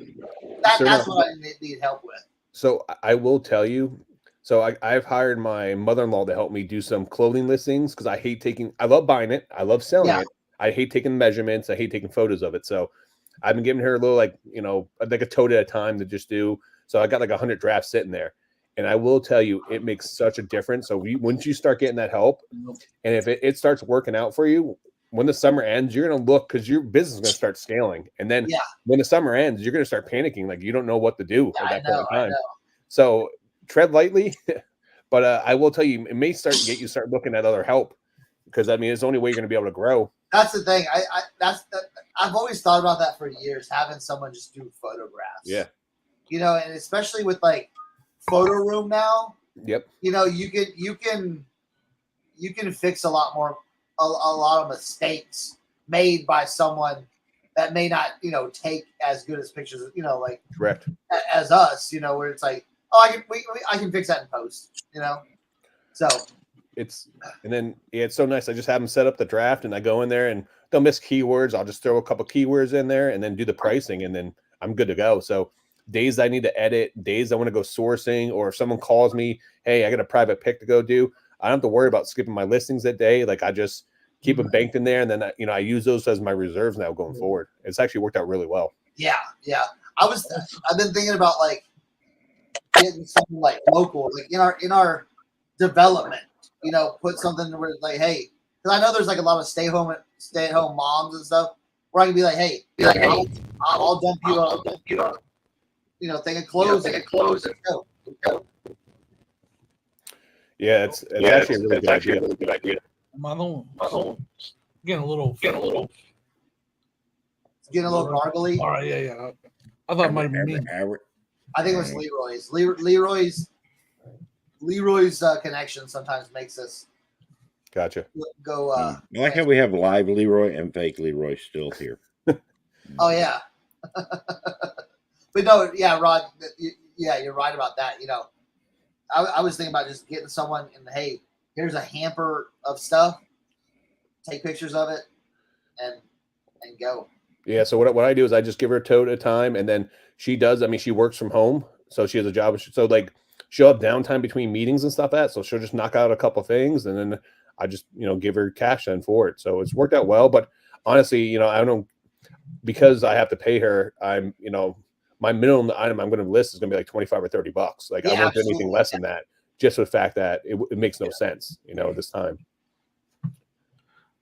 I will tell you too, if you're going to do that, start off with, I bought out a massive collection of not game used, but team issue clothing. So I bought like 60 pieces that were mostly University of Tennessee, stuff from the 49ers and stuff from like University of Central Florida. So I gave her all the same product to get her to be, so she can build up that repetition right in the beginning. And then I just did tops only. Then I started giving her a whole thing of jeans, so she learned the jeans, all the different measurements on it. And then now I start giving her some shoes, some other things, but you just got to slowly build them up. But yeah, start off like that. It worked out really good. How just like is it to the point where you, like, when you go into the draft, you're not, I imagine at first, like I had my son help me and I was having to fix things here and there, but he got really good at it. It's all pretty good at it. You're just like add price and pretty much. There are some keywords that she won't know. Like I have to go in there, and there's like little things. Like if I give her jerseys, she might just put the player's last name because she's not familiar with the player's first name, which is not a big deal. It literally takes me, 10 seconds. You're not having to rewrite everything, right? Yeah, no, I don't have to rewrite everything. There's a couple keywords sometimes in there. Really good in the measurements. I would tell you, she's got, and you can see the progression over time. She's gotten a lot better with like picking up stains, little like holes or anything like that. She takes pictures, puts in the listing, check picture 4 and 5. So that part's gotten really well. And then what is nice too is I'm giving her a lot of the similar clothes. I don't even go back and price them, because once I price the first couple, I'll have a general idea. So if it's all like Nike dry fit polos, I know it's going to be anywhere from the $30, $50 range. I'm just go through and just put a price across the board in those. I'm good to go. That's cool. Yeah. No, that's understandable. Yeah. Yeah, to have someone help list would be the biggest game changer for me. Like trying to, I list as much as I can every day, but like it'd be awesome to have some, because having someone help with the physical work, then all of a sudden you end up with this, like, what's like a backlog at the listing. Like it's all funneling to the listing, and then you have all this stuff piled up behind it. Because that's what I tried doing. Like Chris said, having help with like the pictures and the cleaning and the testing. And all of a sudden I had this huge, and that's not a bad problem to have, but I was like so behind on my listing because all the stuff was done and ready, and my phone had hundreds and hundreds of pictures ready for listing. So then I was like, now I got to figure out how to list faster. Yeah. How do you do that? Because that's something that I've considered. It's like I see everybody having like a bank, like a photo bank in their phone, or a listing bank. But then like my stuff goes into each individual tubs and drawers. Like, how do you know where it's going to go? So go ahead. For me, I just keep a separate table. After I take pictures, it goes on the table, and then from there, we don't put it. Then we'll put it. We have a laptop. We'll roll it on the cart into there with the laptop and just like put it away out. So sometimes I'll sell something that's sitting on my just listed table. Yeah. That's how I do. I don't have any special. That's how maybe I do Rod was going to say something. So you do just listed, and then you go in and edit them as you put them away? Yeah. Well, there's two different thought processes. You can do it that way, Mike, where you put it, you have like separate totes. You have all your listed inventory, then you have your process inventory that needs to be, put away, and then you have your unprocessed inventory. So you have 3 separate areas for that. And the other one is as soon as you create the draft, you can actually put in the SKU where it's at and just put it away. So then when you go to list it, it's already in the tub, it's already put away. So you don't have to worry about where it's at. You just have to make sure you know your pricing points on it, and you don't have to pick it up for, even if you pick it up for point of reference, you already have your SKU in there. You know where it's going to be at. So that's another option. I've done that. Yeah, it's just a matter of like where your inventory is. Like if your inventory is right there where you're working, that's, I have separate rooms. So like I could walk back and forth, but it's easy for me to pull. I have a cart right here. I load it all up on my cart. And then on the computer, it's easy to change the custom SKU because you can just edit it right there in the graph or the row or the column or whatever. Yeah. So that's why I do it that way. I'm like, I load up my cart and I just sort it by newest listed. So all the stuff I just listed is at the, at the top. and I take my card over there and I just put it on the shelf, and then I just go in there in the column and change the custom SKU. But yeah, there's all kinds of ways to do it. It's just what works best if you're right there in your inventory and you can put it on the shelf, like Rod said, snap a picture. Like everybody in the comments is saying right now, the last picture is them putting it on the shelf or in the tub with the SKU. So regardless if you have someone do your listings, if you have any type of help at all, if it's just to take photos, it's just to clean items, whatever you do batching, if I have someone just do my photos only where I'm creating the listings, what I would do is I would actually have them take a picture of the item on the scale. So I would actually have the measurements, or I would have the weight there too as my last photo. Yeah, I do that with Whatnots. Yeah. Yeah, simple. It's real simple to do. Yeah, like my shoes, when I do my shoes, I'll I batch everything, like cleaning and all that stuff. And then I do all the pictures at one time. It's like next. And then I'll put them in an area. I'll list them. And then kind of like what Jimmy was saying, I'll have an area where like, all right, that's listed stuff needs to be inventory. Yep. So then I'll go back through and like you said, like I have it segmented out on the columns on eBay. You know, you have all your listings and so it's just automatic SKU. So I can just pick up like, all right, what's next? Boom. And then I can go look at, like my shoe inventory and be like, all right, column 1 can fit 4 more pairs of shoes. Because I'm basically like just stacking and restacking them. And as I get something, like say I have a stack of shoes, if I get something from the middle, everything drops down. So then I'm just stacking more on top and just keeps on like depleting and stuff like that. So I mean, I just want to revamp my thing. I think Leroy has the best SKU system in the freaking world, really. But he also sells like baby stuff. Like the only thing you want to watch out, since you never used the draft system before, is if you start like getting really good and put up a ton of drafts, you have to remember they only stay for 75 days. Yeah. And you can only have up to 250 drafts. So like if you're paying someone to list with you, you think I'm at risk of doing that? Real careful. You think I'm at risk of having 75 extra items? Like, come on, dude. I'm just saying. If you eventually get to the part, eventually you're gonna get a little smarter. I mean, I know that's gonna be a long shot for you, but so hey, that old dog new trick thing ain't around because they're wrong. Okay, like you just can't do it. I'm pretty set in my ways. That's why I was just like, okay, I don't.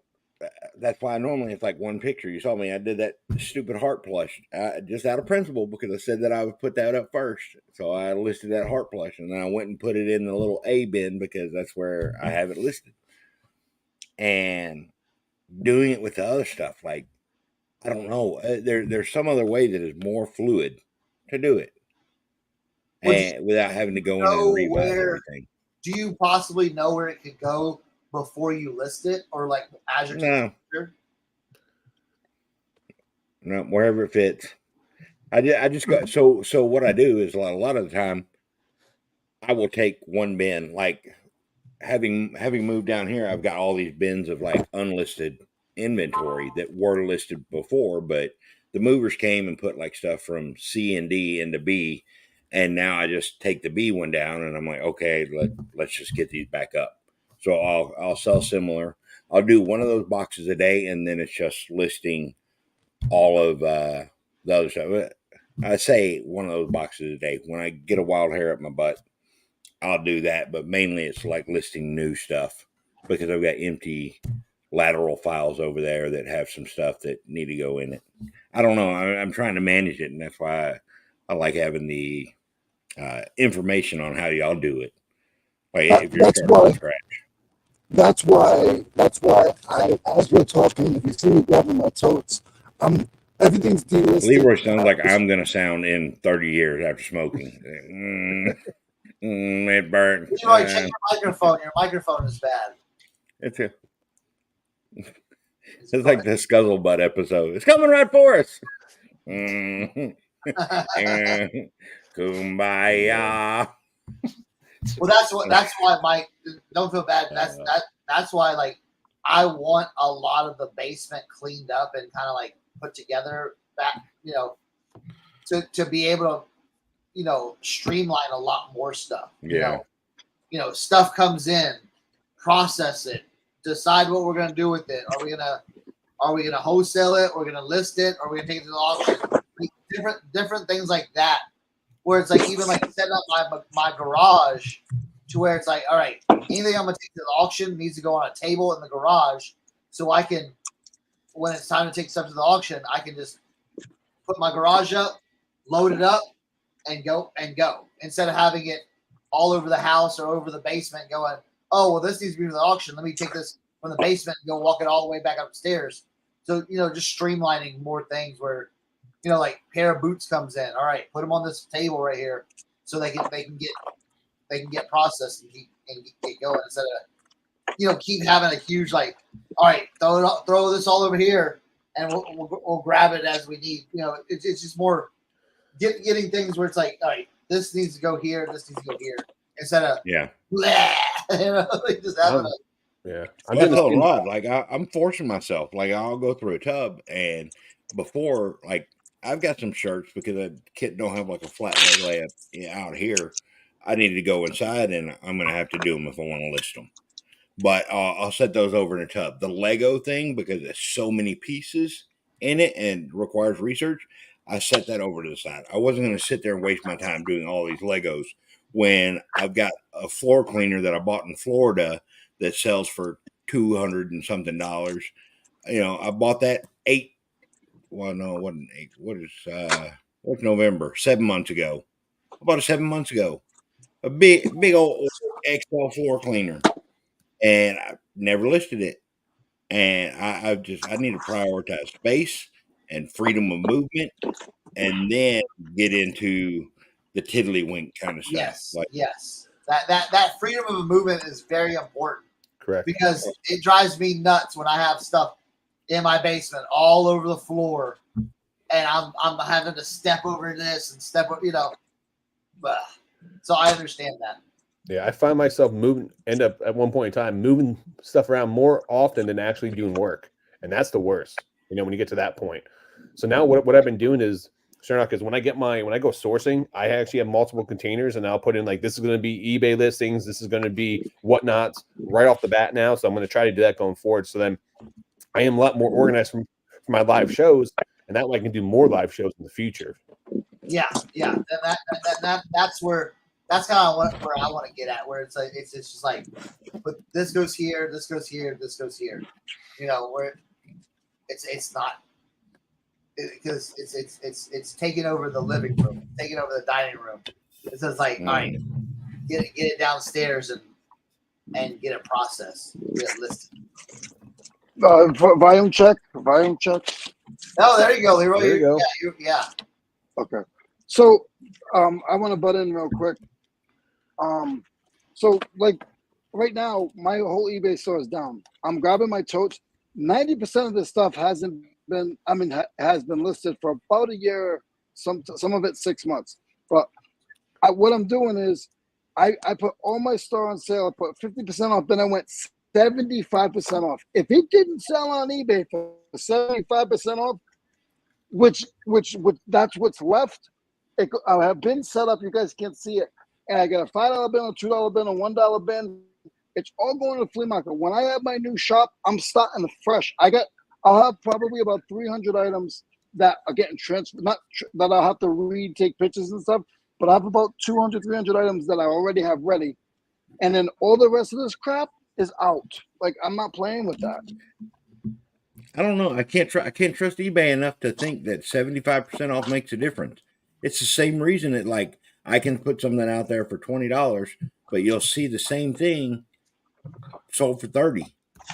Like, it's not always about the price. It's about where it's going. I don't know. It's not. Yeah. It's not. So agree. I wouldn't jump ship on 75% off, but at the same time, dude, like I feel you, man. Like space is so valuable. Yeah, man, I would like you're recommend saying, like big I box I gotta still move. before I did that. Yeah, sorry, go ahead. Not my stuff. Nobody wants my stuff. I'd rather take it to the flea market and just piece it out and get 500 $2,000 out of it piecemeal because I need a way to make money now anyway. I don't do what you guys do. I don't do whatnot or anything. So all this little bit of stuff for the next month, I'll be selling it so I can get an income in. Bro, don't lump me in with these resellers, okay? No, I don't do what y'all do. I do the least amount out of everybody. Unfortunately, mine are self-inflicted wounds, 100%. But it's also like before where I'd see like a Sony Walkman, this thing broke. Like I would sit there and like tinker with it and be like, okay, can I get this to work? Like, no, dude. It's either if it's good for parts, then list it. If it's not, then throw it away. Yeah. I'm just getting to where you throwing stuff away. Yeah. You know? That's what I'm doing right now. That's what I'm doing right now. Because otherwise, you're just that 80-year-old man that's like, I had that somewhere. Hold on. let me go look in that drawer from 2024. And you're gonna be talking that stuff when your great grandkids come to you and be like, Grandpa, you got a Walkman that doesn't work? Yeah, exactly. Right here, Timmy.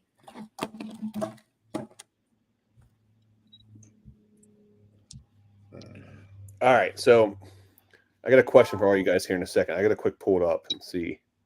Let me find this item. But I need you guys' opinion on something.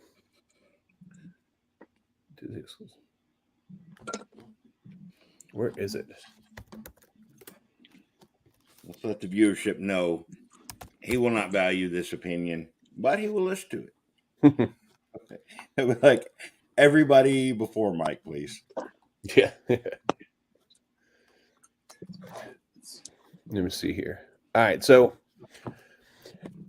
have you guys ever bought like a high-end? You guys paid up for an item, you guys listed on eBay, and then you guys got like a good offer, but it wasn't like where you wanted to be, so you passed the offer, and then you're kind of stuck with that item. So I bought this is an exclusive King of Hearts doll from Disney, and I paid $600 at a private pick for it. It's limited to like 500. I know that sounds crazy. But there, at that point in time, there was one listed on eBay for like $2,000. One sold for like 15 or 1600. I was able to find some show comps on other websites, and literally the first hour I listed, someone sent me an offer for $1,000. So I was like, man, if I get $1,000, I mean, it's probably gonna get another, get more offers. If I'm getting $1,000 in the first thing, so I passed on the offer. I didn't take the offer. Oh, no. Fast forward to 8 months later, I still have the item. So, have you guys been in that position where you list like a really like expensive high-end item?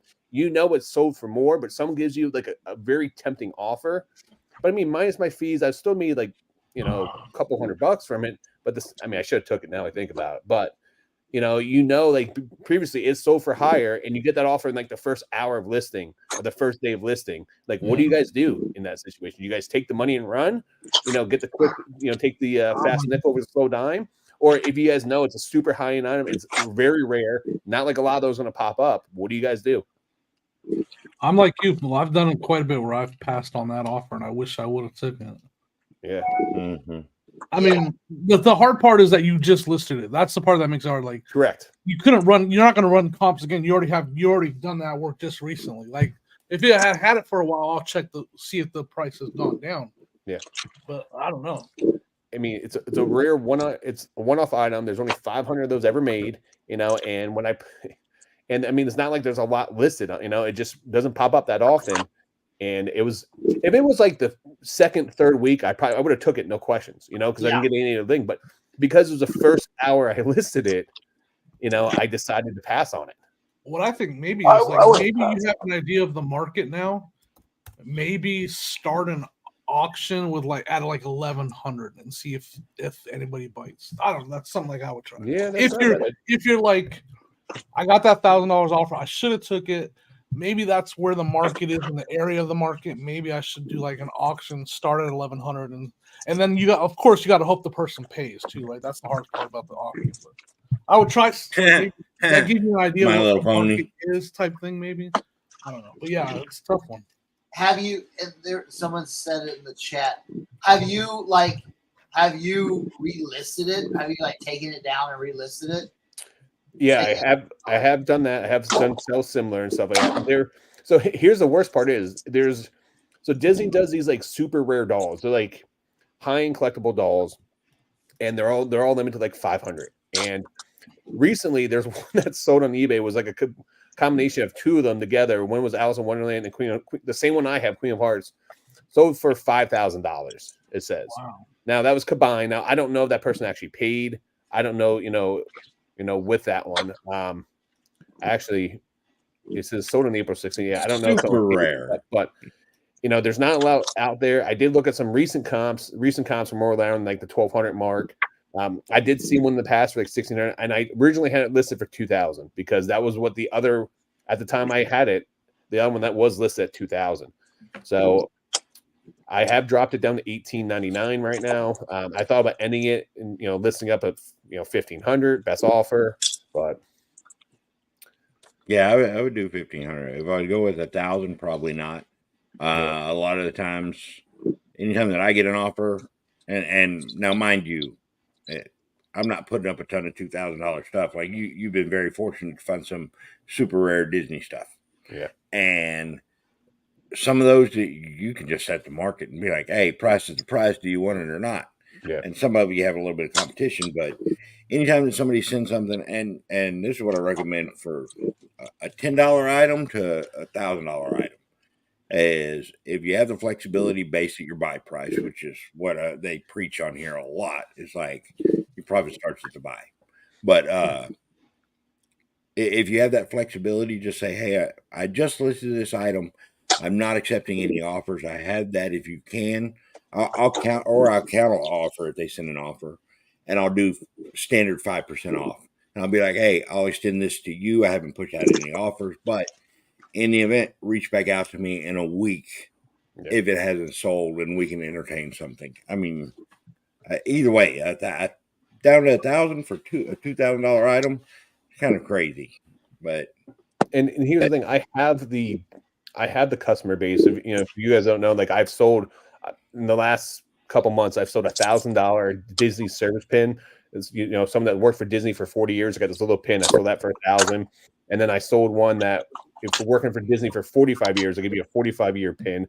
I sold that one for $2,000 on eBay. So, I mean, I've gotten some high-end Disney collectors just for the fact that I was able to buy these massive Disney collections, and I'm very fortunate where I live because I'm only an hour and 50 minutes from Disney. So around the Tampa Bay area, I come across a ton of Disney stuff, some hardcore collectors. But Kit said list it on District. Yeah, this is District. Yeah, but Ken, I can't find the buyer. Unfortunately, it was like 8 months ago, and I did send them a counter offer. I waited like the 48 hours to send them a counter offer. I think I sent them a counter offer like $14.99 or something like that.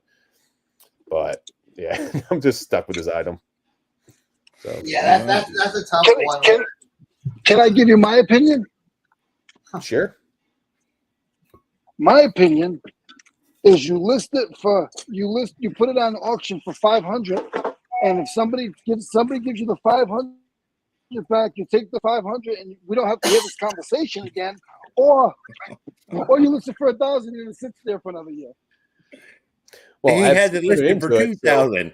Don't listen to Leroy. Leroy's over there auctioning off washers. Okay, like, and I'm not talking about like washer dryer. It's like Leroy's like, I got a 10-pack of 1/4-inch screws. You do not have to go to Lowe's. Mine will come to you.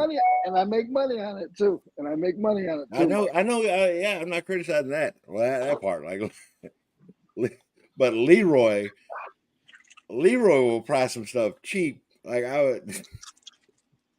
Leroy's like, screw the market. I'm my market, and just put it out there. I mean, I don't do a lot of auctions, but something like that, I would maybe, if you're not, a little bit higher, I don't know, I would try an auction though, and hope the collectors bid it up a little bit, and you get someone that'll pay. Yeah, it's a good idea. How many have sold in the last 90 days? The problem is there's only 500 of those. So like in the last couple of years, like there's only been a handful that have sold. Yeah, I would have to go back and look. The only other problem is like who has that saved search or has that search saved, and who's out there actively looking for them during that 7-day span. Yeah. So That's the thing about auctions. Yeah. Yeah. Like so if it's not just like a video game or something where people are just always looking for them, toys, like the collector's market. Now I understand like Disney can be, but somebody going in there and being like, all right, I'm gonna have this search saved for a doll that is limited to 500 in production. Yeah. Like, see, what threw me for a loop was one in 2021 sold for $2,000, and then one in 2022 sold for 1,200. One just sold for 1,200. So I'm probably just gonna, and one sold for 1,500 in 2021. But I mean, there's not a lot. Like we're talking about like one sale a year, you know. So you just got to find that right collector on it. But yeah, 1,500 best offer, and you get something for 12. Yeah. I mean, you're going to get that. Doing it for 1,000, that's undercutting the market. Even though they sell once a year, it's still $200 less. Like, hey, you know what? Go find it somewhere else, dude. Like, that's what kick rocks. Rod, have you tried to put it? Have you tried checking on Facebook with some of those Disney groups and see if you could post it on some of those? Because I know people that do that all the time. They don't do eBay at all. They just join these Facebook groups and then they sell the stuff on the Facebook groups through PayPal or Instagram or. Yeah, I'm a part of a couple of the Facebook groups on there, and Lisa, no, Disney hate. The Disney hate doesn't affect any Disney sales right now. I mean, you still have over 50. I think it's like 50 or 60,000 people still go to Disney on a day-to-day basis. That's just Disney World. So I mean, there's no. I mean, I still do Disney whatnots live and stuff like that. There's no issues. It has not hurt my sales at all. What's Corey talking about? Bundle it with a PT Cruiser. What? Put the doll in the PT Cruiser. Be good to go. Hey, Plymouth Prowler, dude, still has its value. Crazy. Plymouth Prowler. Go figure. You remember a little roaster? I don't know, a little article popped up on Facebook. But yeah, if you're gonna do it, bundle it with a Plymouth Prowler. That's better than perfect. I'm so glad we had this conversation, guys, because now my problem is now solved. I'm gonna bundle it with a PT Cruiser or Plymouth. Now, Ron, here's a question: do you have an AI background on the picture? I do not. This is before the AI backgrounds up there. I mean, listen. I mean, I'm telling you. I know. That's a good You're selling idea. yourself short, Rod. Like what? You could have the figurine driving a PT Cruiser in an AI background. I'm just saying. Yes. I'm just saying. At least mine bumped up the value. Otherwise, the people that host this show are actually like, hey, let's stress the importance of AI background or undercutting the market by over 50%. Have you ever brought value to $5? I don't think Mike's bring value to anything he's ever touched in his entire life. Hey, comedic value. That's about it. Yeah, that's about it. It's all you're good for. I can't find this figure I'm trying to list anywhere. I can't find this Mad Hatter guy. What is that? Clockwork. No. That's cool. Is that a figurine? Yeah, he's like 5 inches tall. I can't find it anywhere. I found like an on Mercari, and then the listing's not there. And I found a sold on Poshmark. And what's the bottom of it? Is it showcase or is it Disney Parks? It just says Disney Parks only. All right. Cool little figurine. You can't find that at all. It's like ceramic. I found it like if I lens it, it comes up as a sold on Poshmark and a Mercari listing that when I click on it, nothing happened. You can't find it on eBay. Did you use the eBay lens thing? Yeah. I'm going to stress the importance not of that. on eBay, from what I can tell. I don't agree with it, but Kevin seems to think that it's the holy savior. That I'll be like, dude, I'll look on Google Lens. He's like, you got to look on eBay Lens. I'm like, so I can get 42 million results. Like, I don't want to sort through that. A lot of it's coming up as a cake topper, but it's not a cake topper. Here, I found it. It's sold in 2024 for $32. Hey, It's pouring tea, right? Is that what it is? Sorry, what? yeah. Yeah, it's 2004? 2024. It's sold for $32 in February. All right. I found it. I thought you said on 2004. WorthPoint. I may have said 2020. I may have said 2004. No, you probably said 2024. Jimmy, I'm the one who's deaf. I found another one sold August 1st, 2023 for $39.99. All right. So it's about a $30 to $40 figure. And then one sold in March of 2023 for $35. So all right. Cool. Thanks, man. Yep. I'm gonna go measure it real quick.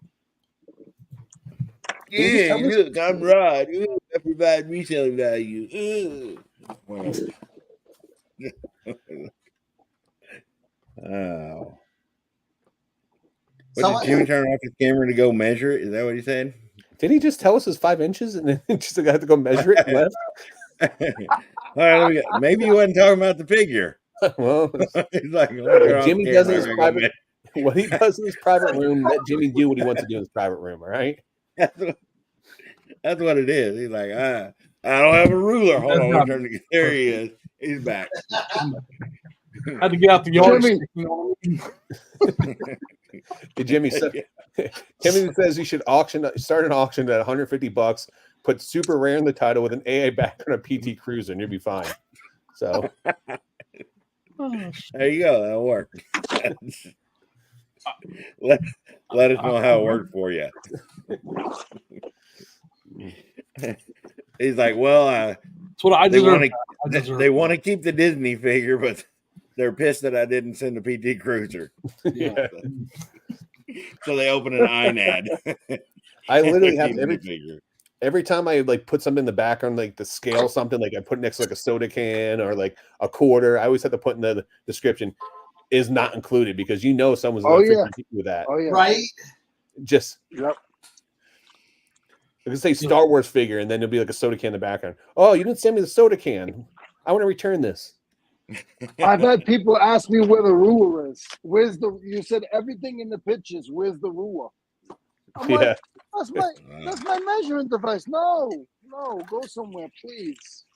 Jimmy, Otis Antique says that was a fast measure. How small was it? Justin. Oh, was it? Oh, Ollie. Man, need 5.5. check. 5.5. 5.5. Yep. I heard that's big. Uh-huh. I heard that's All big. All right, guys, behave. It's not our show. I'm not saying that. Yes, I got jokes for these. Yeah. Actually, that was Leroy saying behave because I can shame y'all. All right, well, these clocks are working. I got some I gotta put mid-century T4 model on. clocks. Like, is that actual MCM or Repop? No, it's actual. It's German too. Oh, it's German. Well, then it ain't MCM. They got a different thing. Sir, you ever sell any cuckoo clocks? Most of their stuff was still getting blown up in the middle of the century. I don't come across. Yeah, I don't come across a lot of cuckoo clocks and stuff like that. Yeah. I picked one up at a garage sale recently for like $15, but I got to find like a shop to take it to because when I look, it's hard, man, to find the comps on a cuckoo clock. Yeah. Because like it's 30 years old. It's things like Black Forest. It's good. It's all wood, German, and I've seen comps anywhere from like $80 all the way up to like $400 or $500. So yeah, and it's not, I can't find the exact one. Very similar, but it is a good brand. I can't remember the brand of it. But would you sell it for 80? Yeah, probably. And then it's listed for 80. Honestly, I don't want to ship it. That's my thing. Like, yeah. what I'm thinking about doing is find a clock store in my area, go there and try to see well, first off, I don't know if it works. And then also have them look at it, see if it's the value of it. And then if it's worth getting fixed, if they fix it, I'm hoping that I would bring it there and they're like, oh yeah, we'll give you, $75 or $100 for it. It's worth $300. I'm like, good. Just be done with it and move on. Yeah. I wish life was that easy. Sometimes it is. Just depends what you have.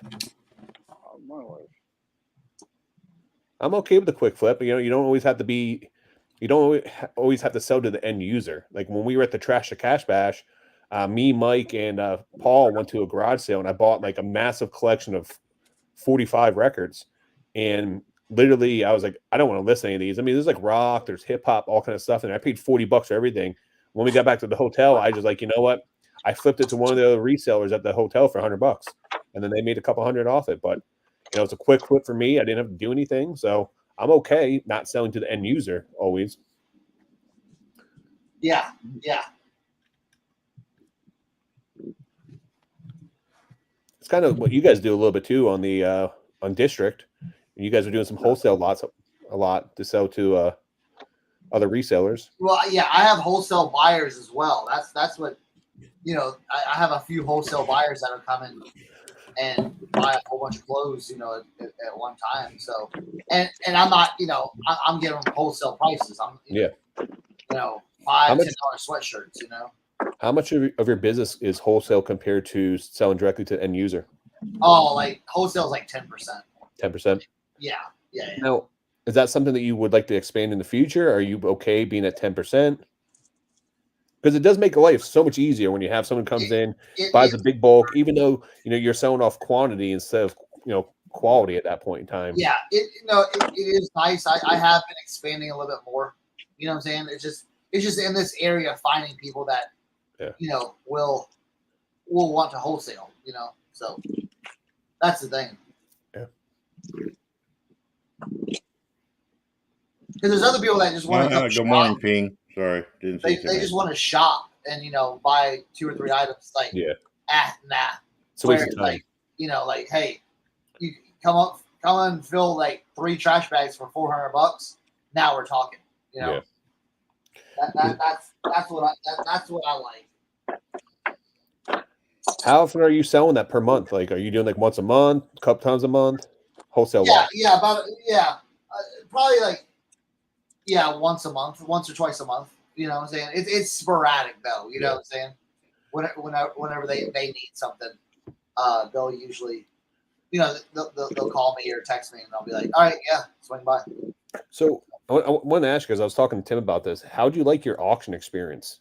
Taking stuff to the auction house, dropping it off. Love it. Love it. You loved it. I love it.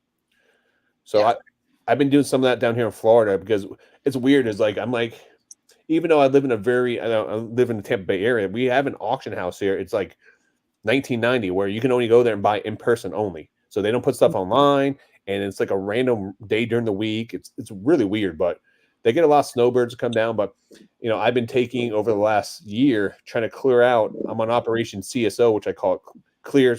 I'll use PG, clear stuff out, and I've been just taking truckloads there, and I drop it off, takes like 1 or 2 weeks, and then they put it up for auction, and then it's a good way to just move inventory and get your area cleaned up. So the place I do does high bid, like 7-day high bid auctions. Okay. And they take 30%. But listen, it's load up your car, go drop it off, get a check in the mail. I mean, I like that.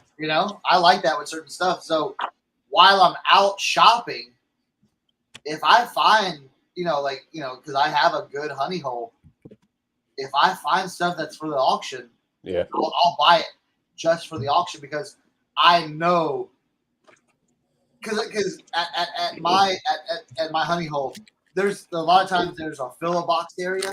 Oh, that's nice. And it's $2 or $3 fill a box. So it's like it doesn't change adding stuff to the box. So it's like, hey, grab this stuff, put it in the box, grab this stuff, and we'll take all that to the auction. And for what, $2-3? So whatever I picked up, it's gonna sell, for a little bit more. So I'm willing. Now, does everything? Now there are some things that didn't do well in the auction, but that's the nature of the auction. Everyone that has done a whatnot or done live auctions, they know you may not get what you want for it, but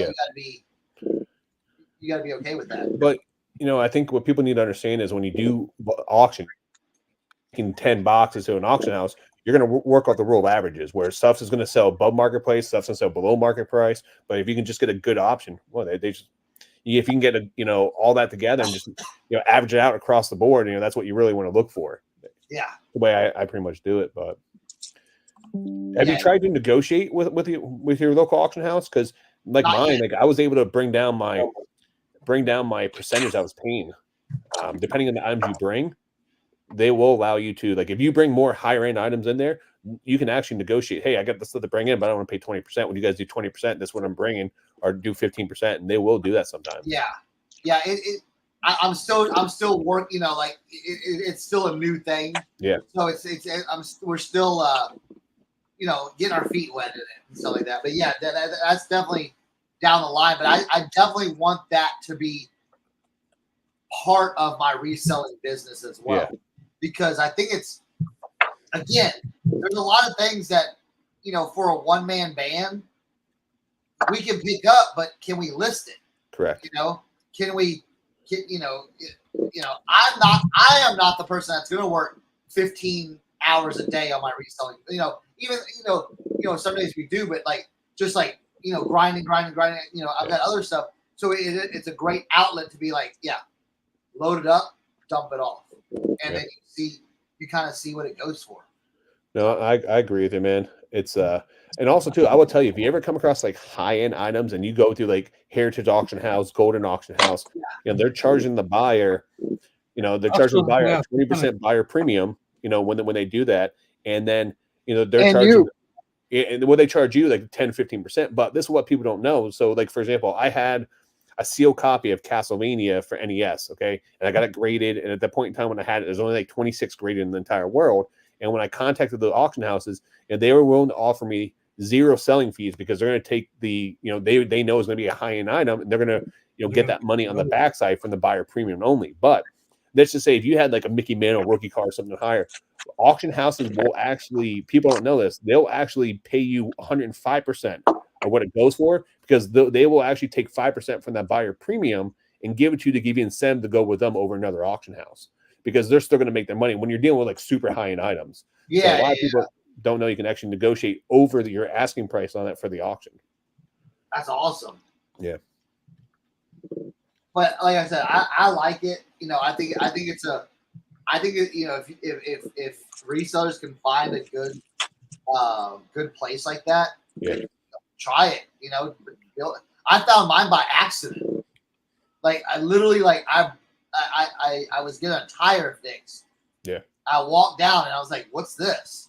Started talking to him, like, "Oh yeah, let's try this." And I remember when I called, the girl was like, "Yeah, just fill up your vehicle and come on down. Like, you want a carload of stuff?" And they're like, "Yeah."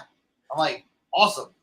So did you have to send them so my auction house, when I call them up, I send them, they make me send photos of what I'm having so they can preview the photos before I bring it into the facility. Do they make you do that there? So I just dropped off yesterday. So this is how it goes.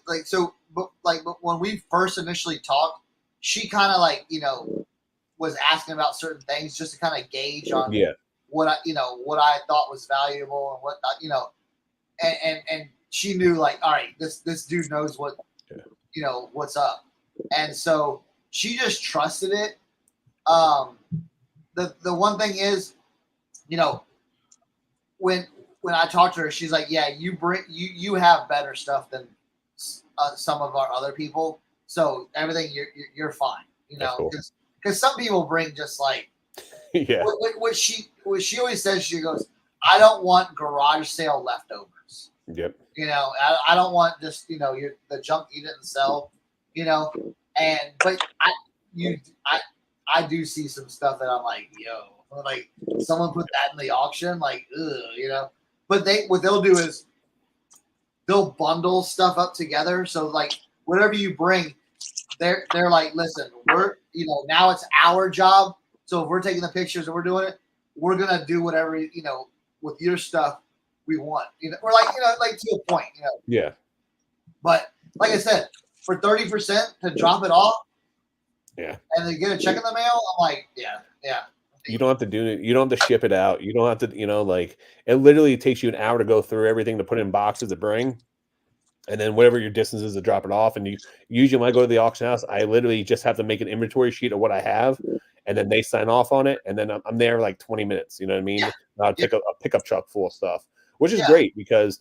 And then sometimes it doesn't get in. You know what people don't understand is it doesn't get in like right away. You may have to wait 2 weeks, 3 weeks from the auction. That's what usually it is. Yeah, it's about 2 weeks. Yeah, which is not bad. I mean, because it's out of sight, out of mind. You don't have to worry about it. And then, like you said, it's so nice.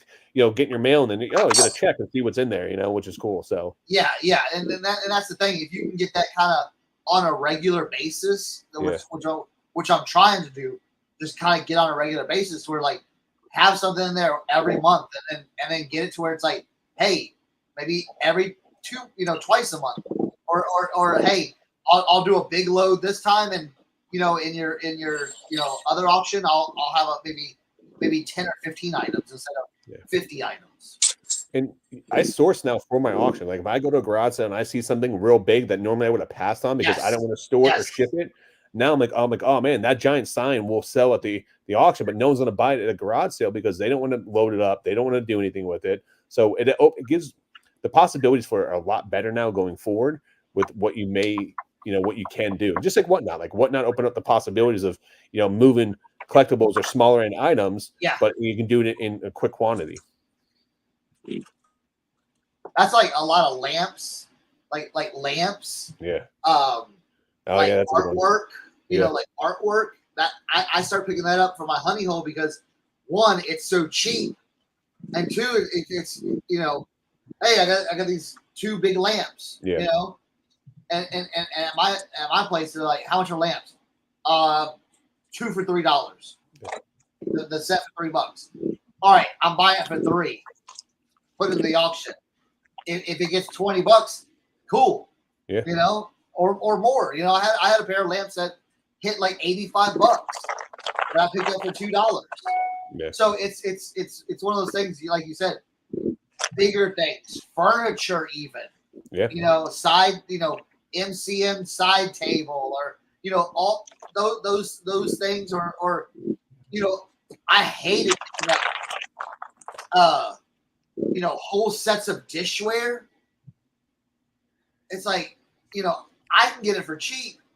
So it's like, bring it to the auction. That was something I would never, dude. You couldn't. That's a good point. You could have a gun to my head in my house go and list that right now. And I'll be like, no, I'm not going to list it because I don't want to ship it. Yeah. But it's so easy. Just drop it off there and they do it. So yeah, it's definitely a good thing. Yeah, it's especially with like where I am, since it's a local one only.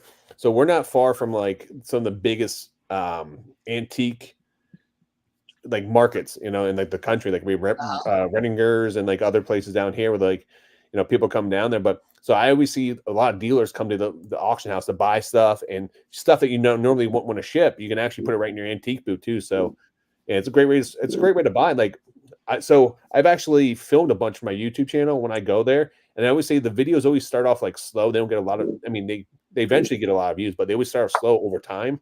But man, the auction is just something it's just a dying thing too. You don't have a lot of auctions across the country anymore. Ever since COVID, No, you don't. And how do you find your auctions, Rod? So I am fortunate. We actually have 2 auction houses locally that just don't sell online. They sell local. So I just did a basic Google search to see if there's any houses or any places local that had auctions. And then there's some places in my area that will do like high bid and we'll do, online auctions where you can drop off. But I will tell you, probably one of the coolest places I've ever been to was up in Pennsylvania. Are you familiar with what a bid board is? Big board? No, bid board, BID, bid board. It's a crazy concept. So what they do is you bring a ton of stuff to this auction house, and they put a little piece of paper next to the item, and you're making silent bids. So you write down your bid number and then what you want to bid on it, and then they start it at the beginning of the month, and then you have 4 weeks. Every week you can go up there, and then you can go up there and see what they have up for sale, and then the last Saturday of the month would be the live auction. So when you go to the bid boards, people up there, there's we got 2 minutes left. And then at the, people go up there, they'll say time, they'll add just like a regular auction. They'll add additional time too when people are going up and write. So like you can go up there and say that they start them at $1, you can go up there and put $100 bid right on the beginning because you may not be there when the auction ends, so you want to bid up high. So it's a really cool concept. There's not a lot of those left across the country, but I used to go to that like probably like twice a month. I would go probably like 2 weeks before the auction would go, just walk around to see what items I'm going to bid on, and then I would go there the day of to place my final bids on the items. But it's really cool. Could they give me like a whole wall? I'm talking about like a pegboard wall of like, say, like 50 items. They do it in sections, like there'd be section 1, section 2. So it'd be like these 50 items, and you're going up there, and you might have like 4 or 5 items you want. So you go up there, write a bid there, you're writing a bid there. You ask them more time, they add more time on, and then once they close out, when there's no more bids, they'll close out that section and go to section 2 and on. Oh wow! So Rob, Yeah. so there's a site that I always talk about and nobody ever follows through on it. It's called auctionzip.com. Yep, I'm familiar with it. And I've been dealing with AuctionZip for over 20 years, and that's how I find all of my auctions. Yeah, it's a good website to use, man. I love the calendar on there.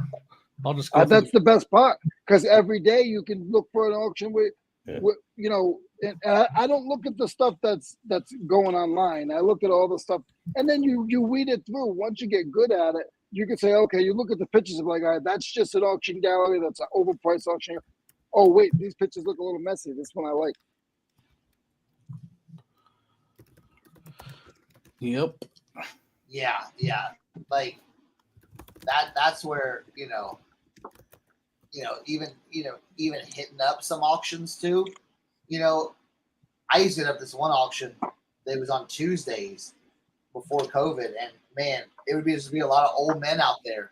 Yep. And they just want all the Civil War stuff, They don't care about anything else. And man, you can get some stuff for cheap too. Oh yeah, that's where I get all my stuff from. I go to auctions, and that's why I buy my stuff for 50 cents. I can buy it for a whole box for $5. That's why I can't bring my stuff to auction, because the stuff that I buy is lower end stuff. So if I bring my stuff to auction, they laugh at me. But if I bring it to the flea market, I sell for $1 a piece and 10 times my money. Yeah. All right, fellas, I got to head out. I got to go pick the kid up from school. So I'll talk to you guys All later, right, man. Rod. Take care, Hey, sir. thanks for jumping in Thank for you. us. Yeah, man. Yeah, Sorry to thank talk you your very ear much. off. So I'll talk to you guys later, No, man. you're good, buddy. You're good. Good. No, I would say if you've got a lot of stuff that you want to kind of just like you buy cheap and you want to get rid of, try to find one of those auctions. We had talked a couple of years ago about the antique booth, and I'll tell you what, I liked the antique booth, but I didn't love it because the maintenance on it versus, man, the auctions. God, it once you dump it off, it's gone. I have an auction house 12 minutes from my house that they do one every Saturday, and they get stuff bid up. Maybe I should do that. That wouldn't be a bad idea.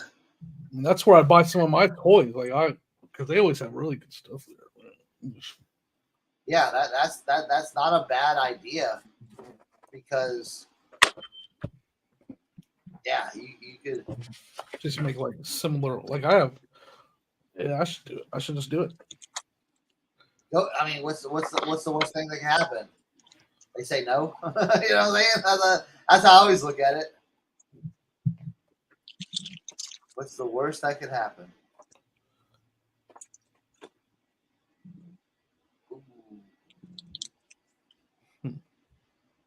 Maybe I'll give it a try. He's got me looking at auctions now. That's what I'm doing right now. I'm looking at the one. There's one tomorrow that I know is every week that I'm looking at to see what they have right now. They got tools, Leroy. Tons of tools right now. Uh-oh. I quit. No more. New in the package. No more what? Wall and rigid and all kinds of stuff. No more What'd you buying? say, Mike? No more buying? I'm down for 2 months. I'm down for 2 months easy. Well, that's good, dude. I did the same thing, man. I just said, hey, I have the highway sales, and I'll make content, and I will source off of that. But other than that, no way, man. This is the time of year. This is the hype time of year for picking. Sorry, Leroy. I apologize.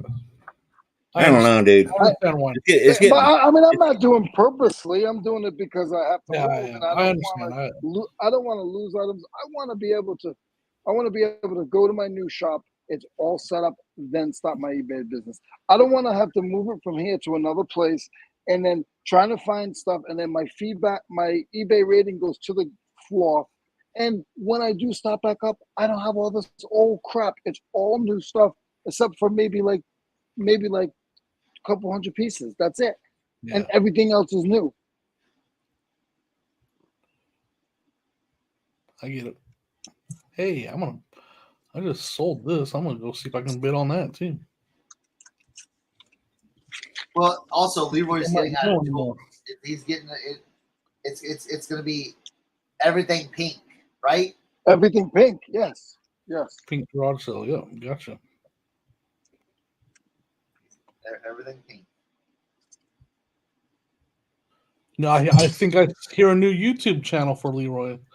Everything pink. Everything pink. Blood, sweat, and pink. Yep. Terrible. No. Mike, no response, please. Yes, Mike. Just don't even. Somebody mute him. Hurry. Mute him. If I could get by back when trying to think what it was Chernock was talking about, but he had mentioned, man, I don't know. It was two things that could have gone off on a tangent. I was just like, hey, I'm gonna turn my camera off and simmer down a little bit before I Simmer down. before I go off the rails. You okay? Yeah, I gotta go to this What? auction. I'm going. I thought you had to go All at kinds of good stuff. 12 o'clock. Yeah, Ladonna, boots are a ton of work. It's like, yeah, that's the thing. It's a different kind of picking, and that's what I have to learn. Booth Are you picking talking for about me. the I don't booths? know how to pick for a booth. I literally have to learn how to do it. The kind of stuff Buy everything. I mean, that's what people that got booths. They end up having like 3 booths at a kind local of place booths in out here. Columbus. It's a different kind of picking. Like I'm not in the city, so like you gotta. I'm telling you, I think the auction would be the way to go, Jimmy. Yeah, I think you might be right because I know there. For one thing, I do know there's some serious toy buyers over there. Every time I go and I find toys I want, there are 4 or 5 guys I'm bidding against every time. Yeah. Here's a good question. Do you guys list on Facebook Marketplace? No. Well, I do actually. Only local big stuff. That's it. Yeah. In fact, I just sold a big display cabinet that I picked up at Goodwill for $10. Big aluminum glass top with the key in it. And I put that, so that's something I put on Facebook, but not shipping or anything like that. I did, yeah. Anything I do is gonna be local pickup. I need to do more. I feel like because I did smell like some good stuff for more. So I think during the summer I kind of want to do more of that. Get the garage cleaned out and start doing that where, like, hey, all right, this side of the garage, this is for the auction. This side of the garage, okay, Facebook Marketplace. Like some bigger items. I couldn't believe when I walked into Goodwill and that was sitting on the shelf for $10. That's nice. And what did you sell that for? $150. Wow, nice. Yeah. It's big. It's a big old display case. Yeah. I couldn't believe. Yeah, I had it on there for $250, and the guy offered me $150, and I was like, you know what? I'll take it. Came and picked it up. He was a card guy. He sold cards. Nice. Quick, easy money.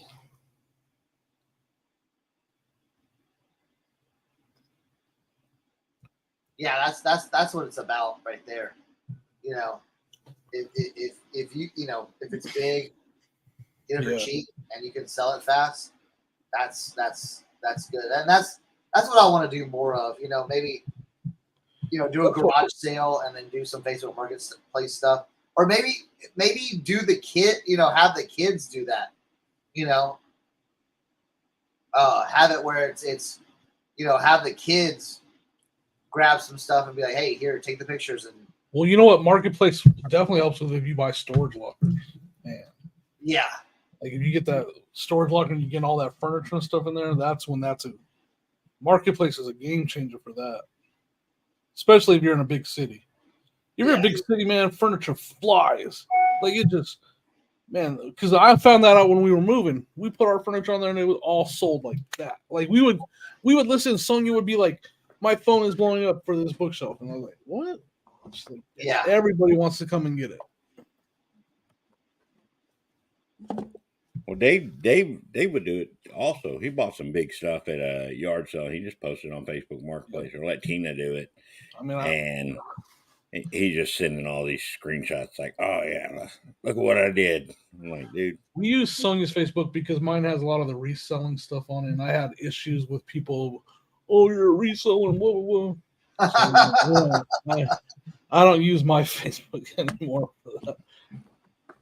Yeah, that is one thing with Don. You got to be prepared for it. Is it still available or in no shows?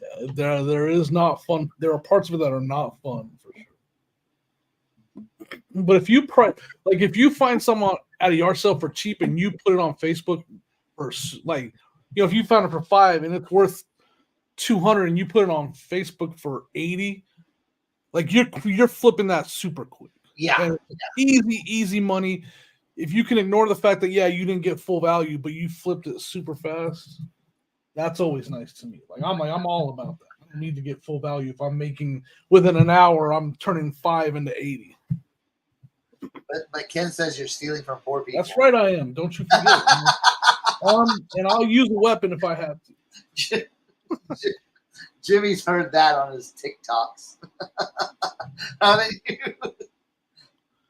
Remember when you used to do? Did you ever do? You used to do TikTok? Yeah. I mean, stealing toys, and I'm like, look at there was one I did a video where it's like, the toys are literally overflowing off the shelf at the thrift store, and I'm like, you know what? If I come into this thrift store and all these toys are sold and gone, then I will stop doing it. But until then, and this is just one thrift store out of the thousands in the Denver metro area.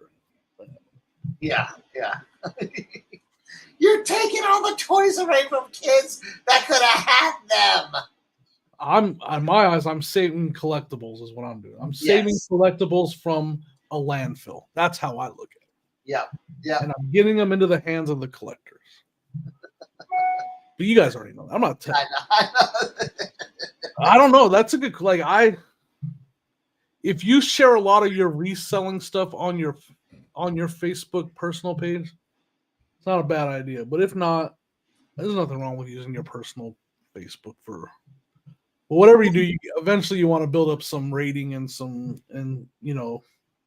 5-star reviews on Facebook. Yeah. That does help. There's sellers that won't message you back if they're like, you're just the first time buying on there because they're like, oh yeah, this person, they just created their account. Yeah. There are people, and vice versa, buyers and sellers.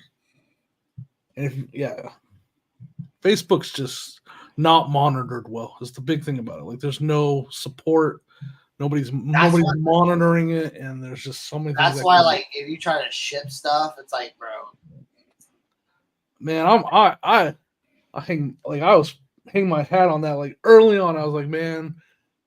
Because there was about 2 years ago, there was the big Facebook marketplace. Everybody was saying Facebook Marketplace is a great place to sell and ship. And I was like, but there's no support. And it's eventually they're trying to play with the big boys, and it ain't gonna work if you don't have support. Those dude, think about that. I said that so early on. I was like, man, if something goes wrong, there's nobody there to help you at all. No, there's not. And then that's the thing. It's like, as much people were like, oh, eBay this, eBay that. Man, at least, if you get in a bind, there's somebody that can help you out. They don't always take your side, but at least there's somebody that you can at least try to get some help. There's no help on Facebook. That's shape or form. But that's the thing. It's like, you can keep it local though. I think that's where where it local, shines the that's best. where it's actually really, really good for local sales. Yeah, Yeah, I would. I just need to do more of it. That's the plans for the summer. Is like I said, some of those bigger items, man. Let's get them out of here. Yeah, it changes sourcing. Like I just bought this bike. It's called I think I have a picture of it. Where did I put that picture? I have a bike right now. I can put on Facebook. It's not even a bike. Like it's called a. Oh, what's it called? I don't remember.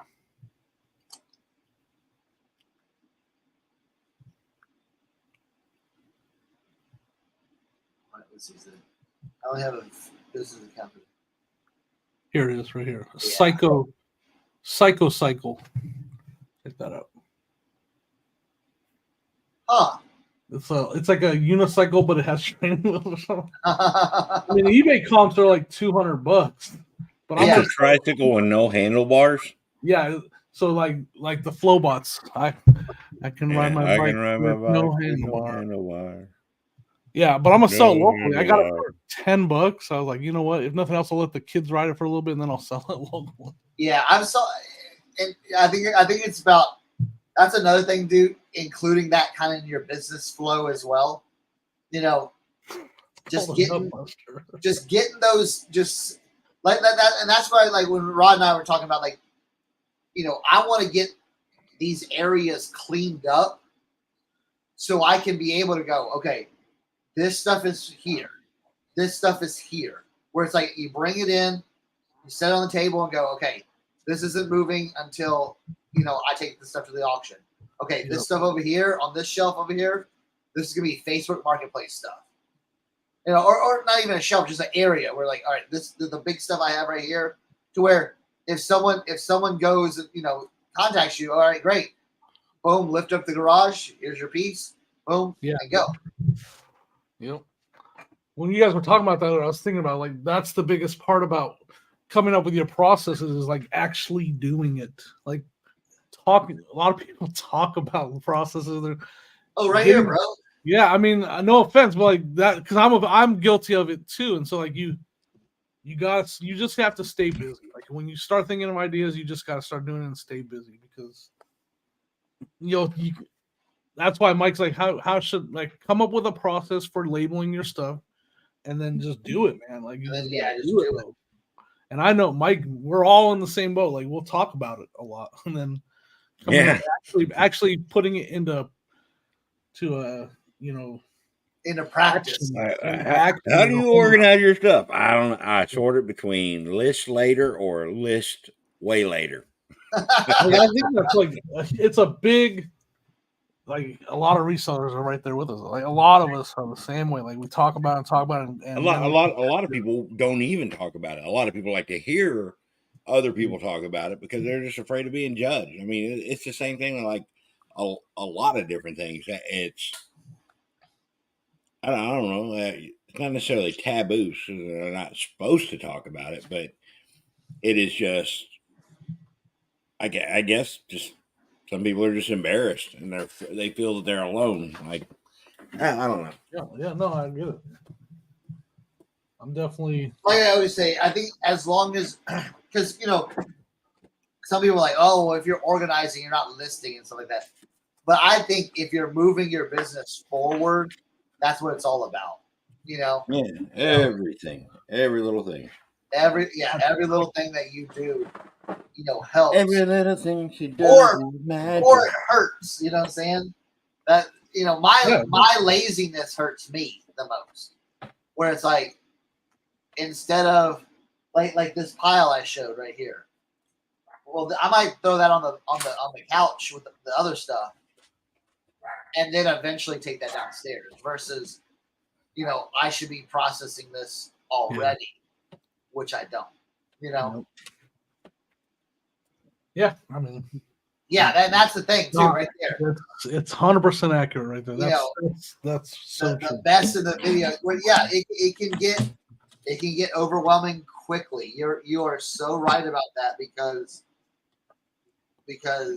But just having those little processes in place, like I said, I have my death pile, I have my picture area, and I have my after picture listed area. All it's literally flows. So like, yeah,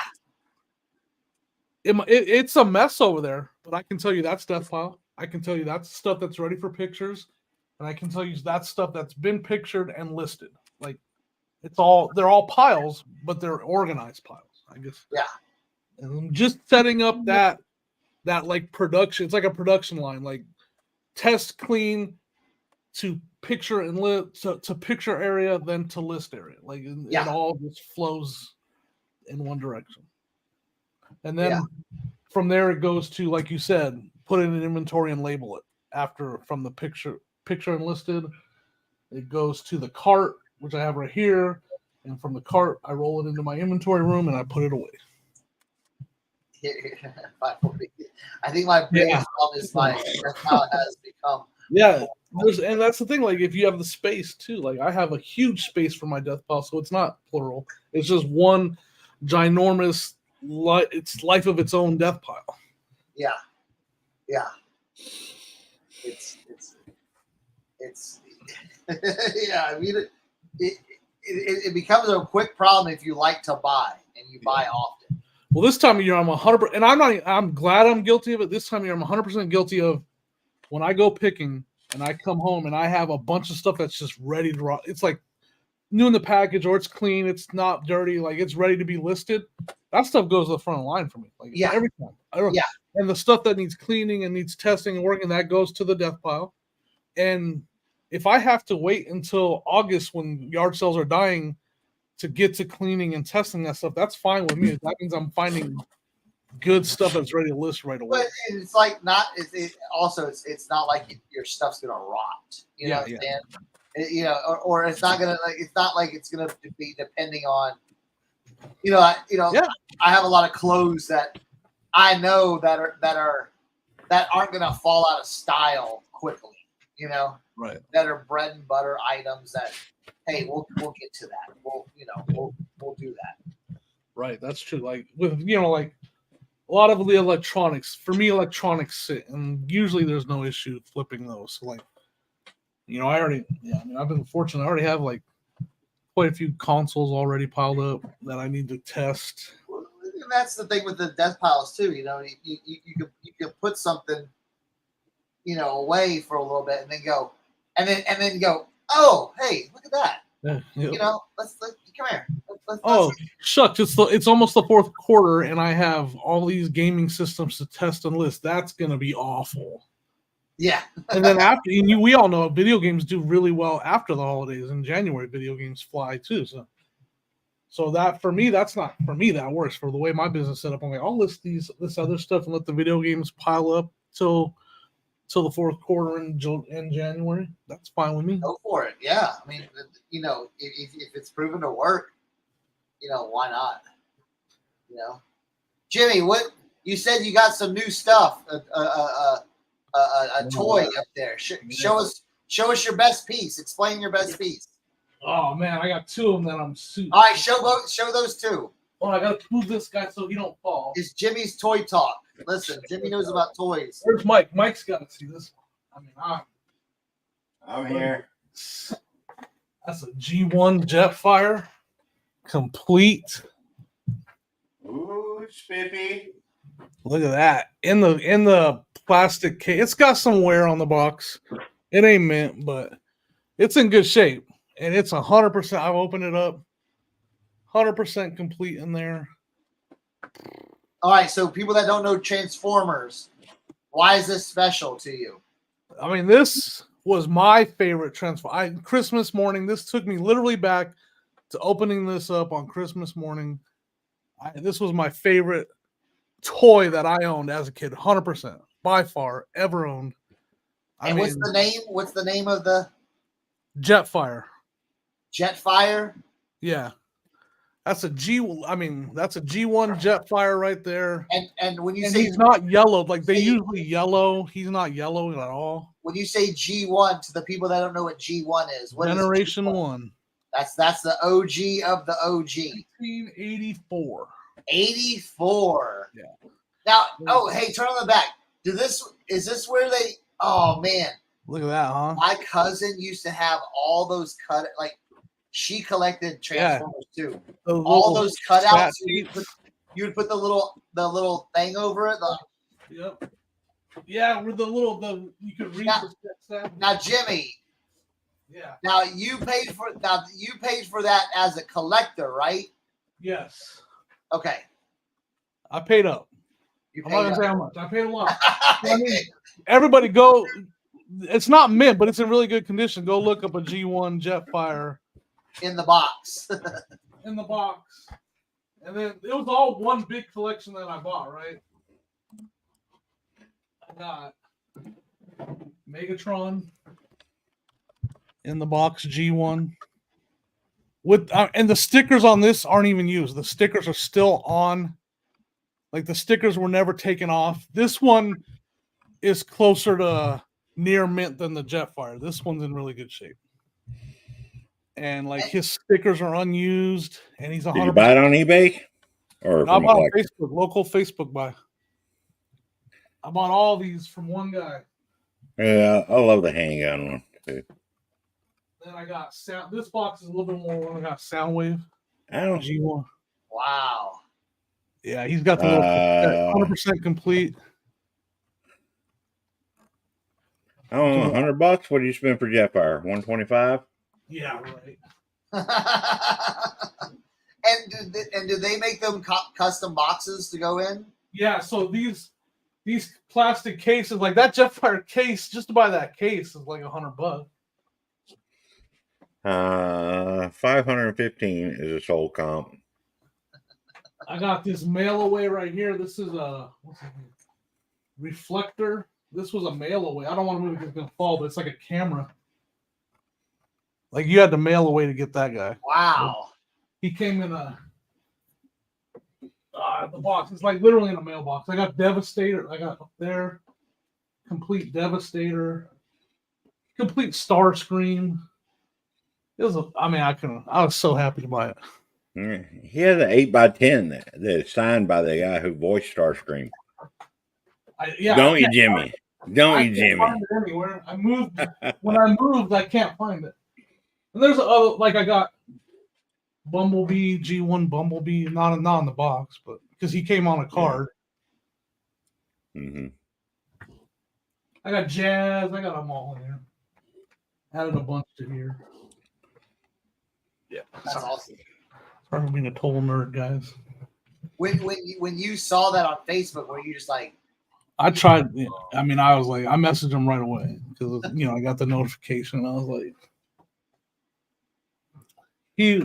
I got lucky that he wouldn't ship because I could tell I was negotiating against other people. Because he said our best offer, and so I tried to get as low as I could. I still got some off of the price, but. Now, was he selling it as the collection in entirety, not parting it out? Yeah. And was there some stuff you bought that you already had, or what? Yes, yeah. Like I got the whole Dinobot set right here. I have 2 of those. I already have. I have most of the Devastator, but I didn't have the box, obviously. And now I had Jetfire out of the box right there. Now I got him. Now, is there anything out of that purchase you're gonna sell? No. What I'm gonna do is sell. Like I'm gonna sell my Dinobots. I'm gonna sell my Constructicons. Okay, I got all the Insecticons up there. Those are all in the box up there too.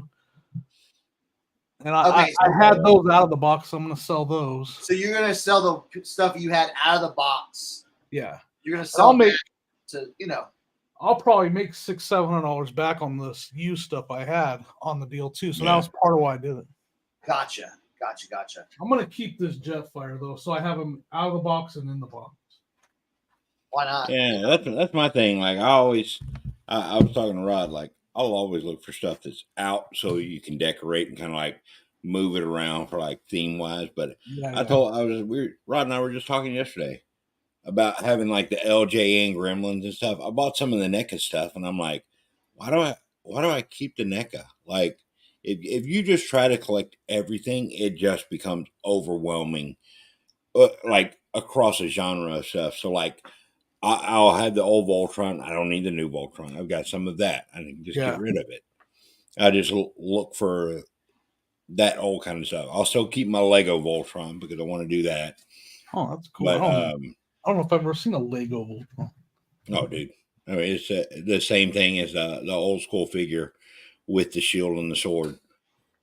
But just start eliminating like some of the NECA stuff. I got into the horror stuff, and I can eliminate some of that because I've got like so much Chucky that's like NECA or the Tiny Toon Terrors or whatever it is. Yeah. I don't think it's like for me. It's not a bad investment. Keep that stuff. Let it. That's kind of where I'm at with it. Like this is, I paid about half of what it's worth. I did the math on everything that was in the pictures. I added it all up. eBay, we know how to look up sold comps. So I paid about half of what it's worth. And so I'm already ahead. I'm already doubled my money on as far as value. And I'm just gonna literally keep it and give it to my kids. Like, when I'm gone, they're gonna get all this stuff and then they can decide. But like it's a good investment. Like it's not gonna go down in value. No.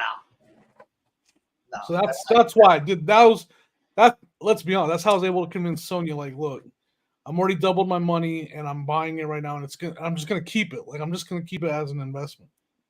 And you're gonna sell some of your older and I'm gonna get some money back on some of the stuff I have. Yeah. So that was for me, it made total sense. Like to me, it was a no-brainer. It's already worth double what I'm paying for, and it's just nothing else that'll stay the same value, but it's not. It's gonna go up some, right? What's up, Sal? Yeah, that's how I look at some of the stuff. Yeah, I got all these. Like I had all these jets parts and all incomplete. Like I got all the jets, and these ones are all complete with weapons. And so I'm gonna sell those jets that I had too. Like I had jets that were missing like rudders. The incomplete stuff. They were missing like 2 or 3 pieces each, and they didn't have any weapons. So I'm gonna sell all those ones and keep these ones. That's a great idea.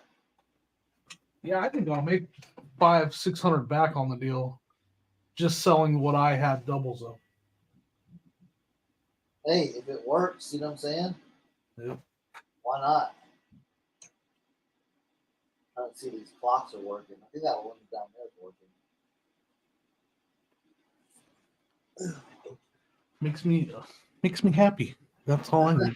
Hey, that's what it's all. Hey, that's what it's all about, right? Nope. I could just sit here like this and just think about being a chunky kid playing with all these toys. When I was that's how I can do with my records sometimes. I'll just sit down and look at the records and right. Oh yeah, that's awesome. Oh, I remember when I got that one. Oh yeah, look at this. Oh, look at that one. I scared everybody away with the boring Transformer talk. No. You ain't scaring me away, dude. You ain't scaring Chernock away either. Chernock just likes to keep his damn Voltron in the background and stuff like that. I still got my Voltron I got from Mr. SSK Promo. I have mine, but I'm still missing some of the. This isn't this is like the 90s version. This is like a 90s. The hatches. It's not the original. I'm missing the hatches on some of the lines. Which generation? Got all the hatches. This is from '84. Yeah, that's that. The Poppy. Yeah, that's sweet, man. Or Panache. That's the one where like the lines open up on the legs. See his hat. Yeah, all of the what do they call it? The cockpit covers. They're hatches. Yeah. All of his are intact. I'm missing 3 out of 4. The mouth's open and everything like that. This is like the metal one, but this is like 90s. I don't know what exact 90. What year did that one come out? It's 94. No, they had die-cast one in the 80s too. Yeah, but that one's not the die-cast. Oh. This is the plastic one. I bought the Korean die-cast one. That was like, they called it Lion Bot, but it's basically Voltron. I've got one of those, bootleg one of those, and those are really cool because they're the ones that like they basically banned in the States because they had like the small like tiny little missiles. It shot out, and What's the Matchbox Voltron? That one's cool too. Is that one you're talking? Matchbox made a Voltron. Sorry, that's 1998, by the way. So there's a toy store that is in Noonan, Georgia, and I mean, it's absolutely fantastic. But they had all of the diecast Voltrons brand new in the box from back in the day, the whole set of them, and I think they wanted like $3,200 for everything, and I was like, Oh, did Matchbox? Yeah, Matchbox made it. This is on my bucket list right here. The one with all the little ships. That's the Matchbox one. oh yeah. Growing up, my brother had that. Man, I want that. That's one I really want. I'm on the lookout for that one. It's only $400 on eBay. So I mean, yeah, it's called Go Lion Force, which is the diecast. Go Lion Force. Yeah, Love to have that. Lionbot, Go Lion. Yeah. Yeah. I got the box downstairs and everything like that.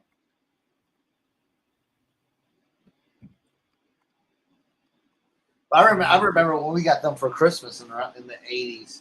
Yeah. It came out, but these came out and it was basically like your styrofoam and slipcase, and just took out all the parts and everything. No. The good old days. Oh, I'll tell you this. This is something cool that I came across. I came across this in like just some grab bag stuff.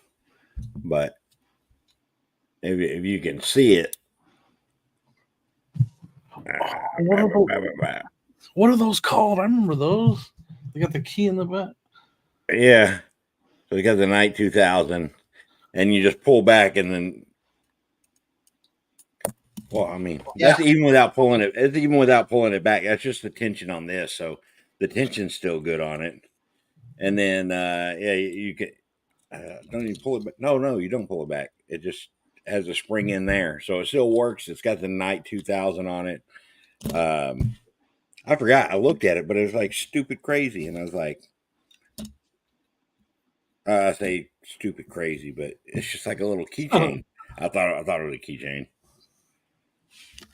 Hold on, I want to tell you what it is because I forgot already. I was over there listing some stuff for a whatnot or something, and I saw it. I was like, "What the hell is this?" Yeah, $30. Knight Rider Matchbox, burning key cards, burning key cars. I remember those. And I wasn't sure if I want to put it in. If I wanted to put it in my collection because I'm trying to do like all the 80s cars and stuff like that if I come across them. And so far I've had to resort to a model brand new in the box. I came across of the General Lee, which I have there, but I've got like the A-Team. I've got a DeLorean.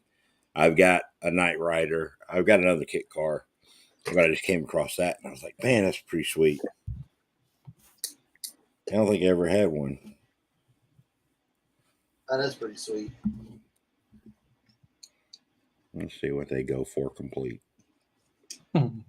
Actual sold. Dude, the key alone there's a sold comp of best offer accepted at $15.48. $14 for the key alone. Yep. Yeah, so $35 for the pair. $26.99. That's what I don't understand. I don't know where to price it at. Another one sold for $39 free shipping. Another's $29.99. I think I'm just gonna do it. I don't know. It's not super clean, so I might just do it for $24.99. I'll probably do it for $29.99 and just leave it up to them. Maybe you do offers? I was gonna say maybe. Yeah, I'll probably do it. I'll probably do $29.99 and the offers. You hold and resold us if you take 5 right now.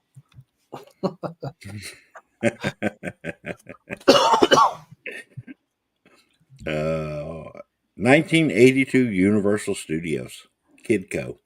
I didn't even know Universal Studios had something to do with it.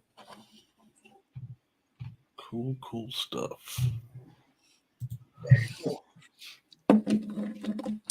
I guess I'll list that. Actually, I'm going to keep that over. This is what I'm doing. I have a tub of NASCAR stuff that I actually bought, I don't know, 2 years ago. And I've done nothing with. That's probably because it's NASCAR. Yeah, NASCAR. Man, I got to go. What are your thoughts on, like, I just bought a bunch of those NASCAR jackets and stuff. Do I wait till the fall to list them, or do I just list them now? They're in the death pile. I mean, we talked about how I don't have to list them right away because I got other stuff to list. I think I'm going to let them sit for a little bit. List them in August. How about Tree 50? You ain't no buyer. You the Loch Ness Monster. He said, I got my Tree 50. You ain't a Girl Scout. What's that from? I don't know. South Park. Where I used to watch South Park, but I don't watch the Loch Ness Monster. It's Chef's parents. Chef's parents are.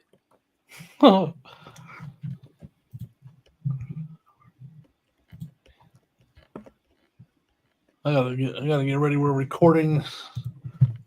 Everybody go. If you haven't subscribed yet, go over to Reseller Leftovers podcast. We're recording. Y'all recording today? Right after I'm done here, we're recording. Good for y'all.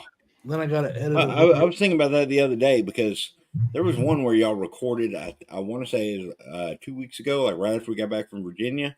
Yeah. Y'all recorded on like a Thursday or Friday. Yeah, with Tim, we recorded on a Friday because everybody was going out of town and stuff. Dude, push that stuff back to Monday, and then you got the weekend to think about. Yeah. Then y'all were like, "Are y'all doing anything this weekend?" I'm like, "I don't want to know what you're doing. I don't want to know what you did." Yeah. Exactly. That's why we usually record on a Tuesday and drop it on a Wednesday. We did that because we want to be as fresh as possible, like fresh a topic as possible. Yeah. That's why it's always great when you do something like that. List your money first, in my opinion. Dude, I got money everywhere. Yeah, I cannot list my money first because I got to hunt my money first. I just got to list through the crap. I should list this. Yes. Yeah, I already sold one of those. I'm gonna be working on that stuff. Mine wasn't sealed. I don't know if that was sealed. No, it's not sealed. It's actually got some damage, which kind of sucks right there. That's a real bummer. I think what I'm gonna do. That sticker the round sticker that comes on it.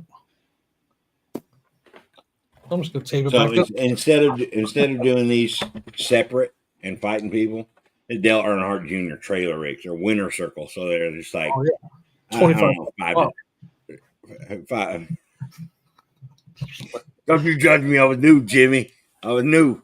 But no, I bought a big one, and those were in there. So I'm just gonna list them together and good idea. Get the value just with the link because it's the same driver. So all right, got a listing already for that.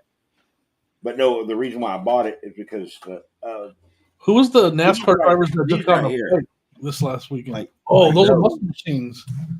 Yeah, look what I was just listing. Oh my gosh! Did we just become best friends? Did we just become best friends? I just listed my muscle machines. I found 2 of them. Nice. Yeah, so I'd seen those in there, and I was like, well, there's my money because I bought a whole tub of these for $20. 1/18 scale muscle machines sell very well. Very well. Well, that's good. And they had the Jeff Gordon and the 57 and the Camaro and just different options. So hey, on that topic, did you ever see that NASCAR driver that he punched the other driver this weekend? I know. Yeah.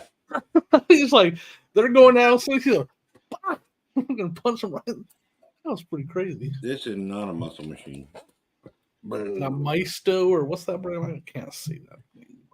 I don't know. How do you say Maisto? Maisto?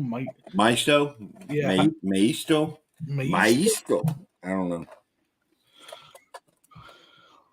I don't even know how it comes off. Might as well be a bra. Wash.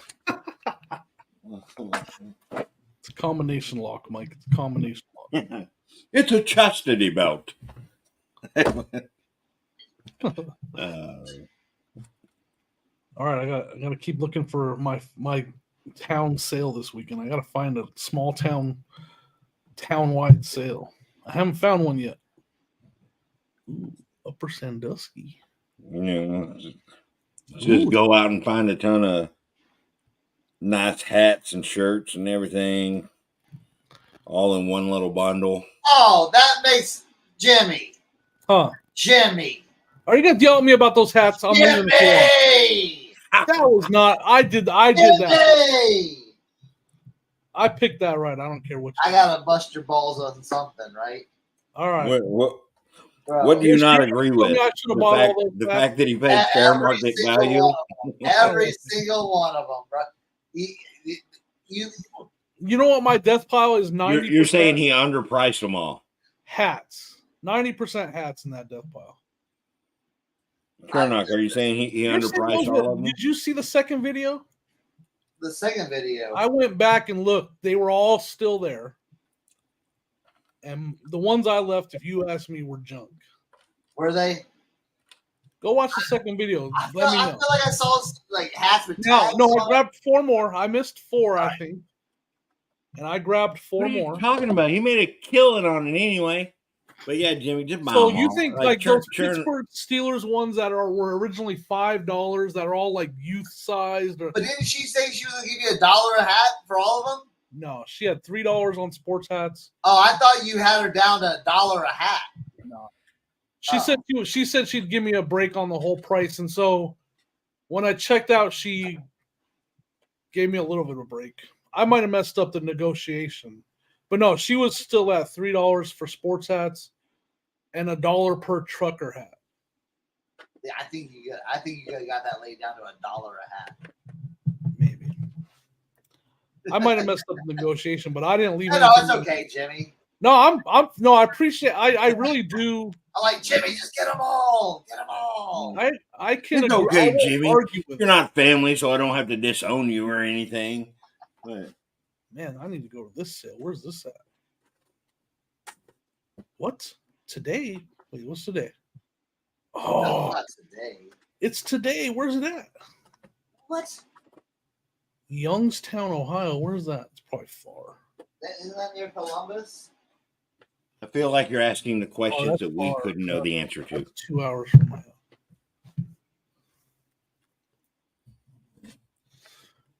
I think if you get a chance, watch the second video, Chris. Right. Like, because I really went into the trucker hats closer, and they were either Hey, Chernock, you got a message about destroyed or like literally it was like a picture of a kid hunting on the front, like the personally made hat.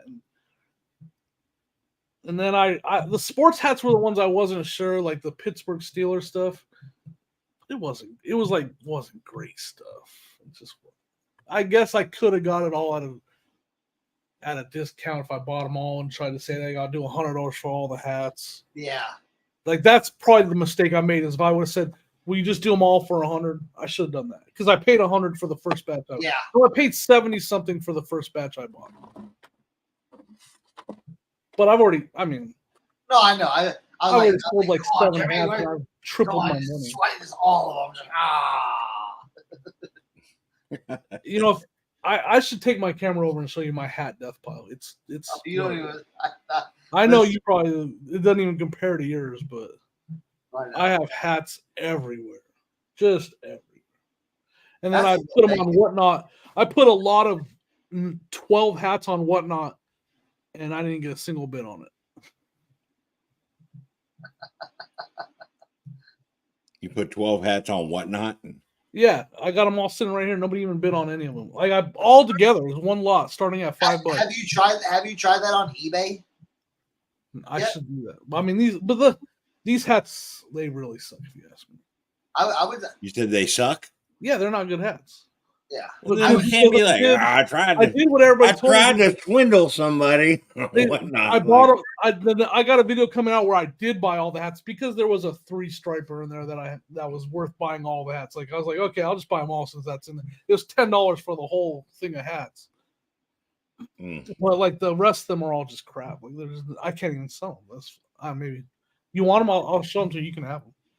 Well, I'm thinking of like some of my hats doing like 100 lot hats On eBay. That's a good idea. on eBay and just throw them out on the just go out to the driveway, throw them all down, Take them to the local auction. taking pictures, and These aren't even vintage. These again, I was like, oh well, there's 3 hats in here that I want. She said $10. I'll just take them all. And like That's these easy. are just not even. They're just like local Yeah. store, not vintage hats. and usually that stuff I'll just rip the snapbacks out of and yeah. do all that stuff. I'm not. I still haven't learned how to replace a snapback. I got that 49ers one. I still got to do. Maybe I'll just send it to you. You can restore it. Right. The one my dog chewed up.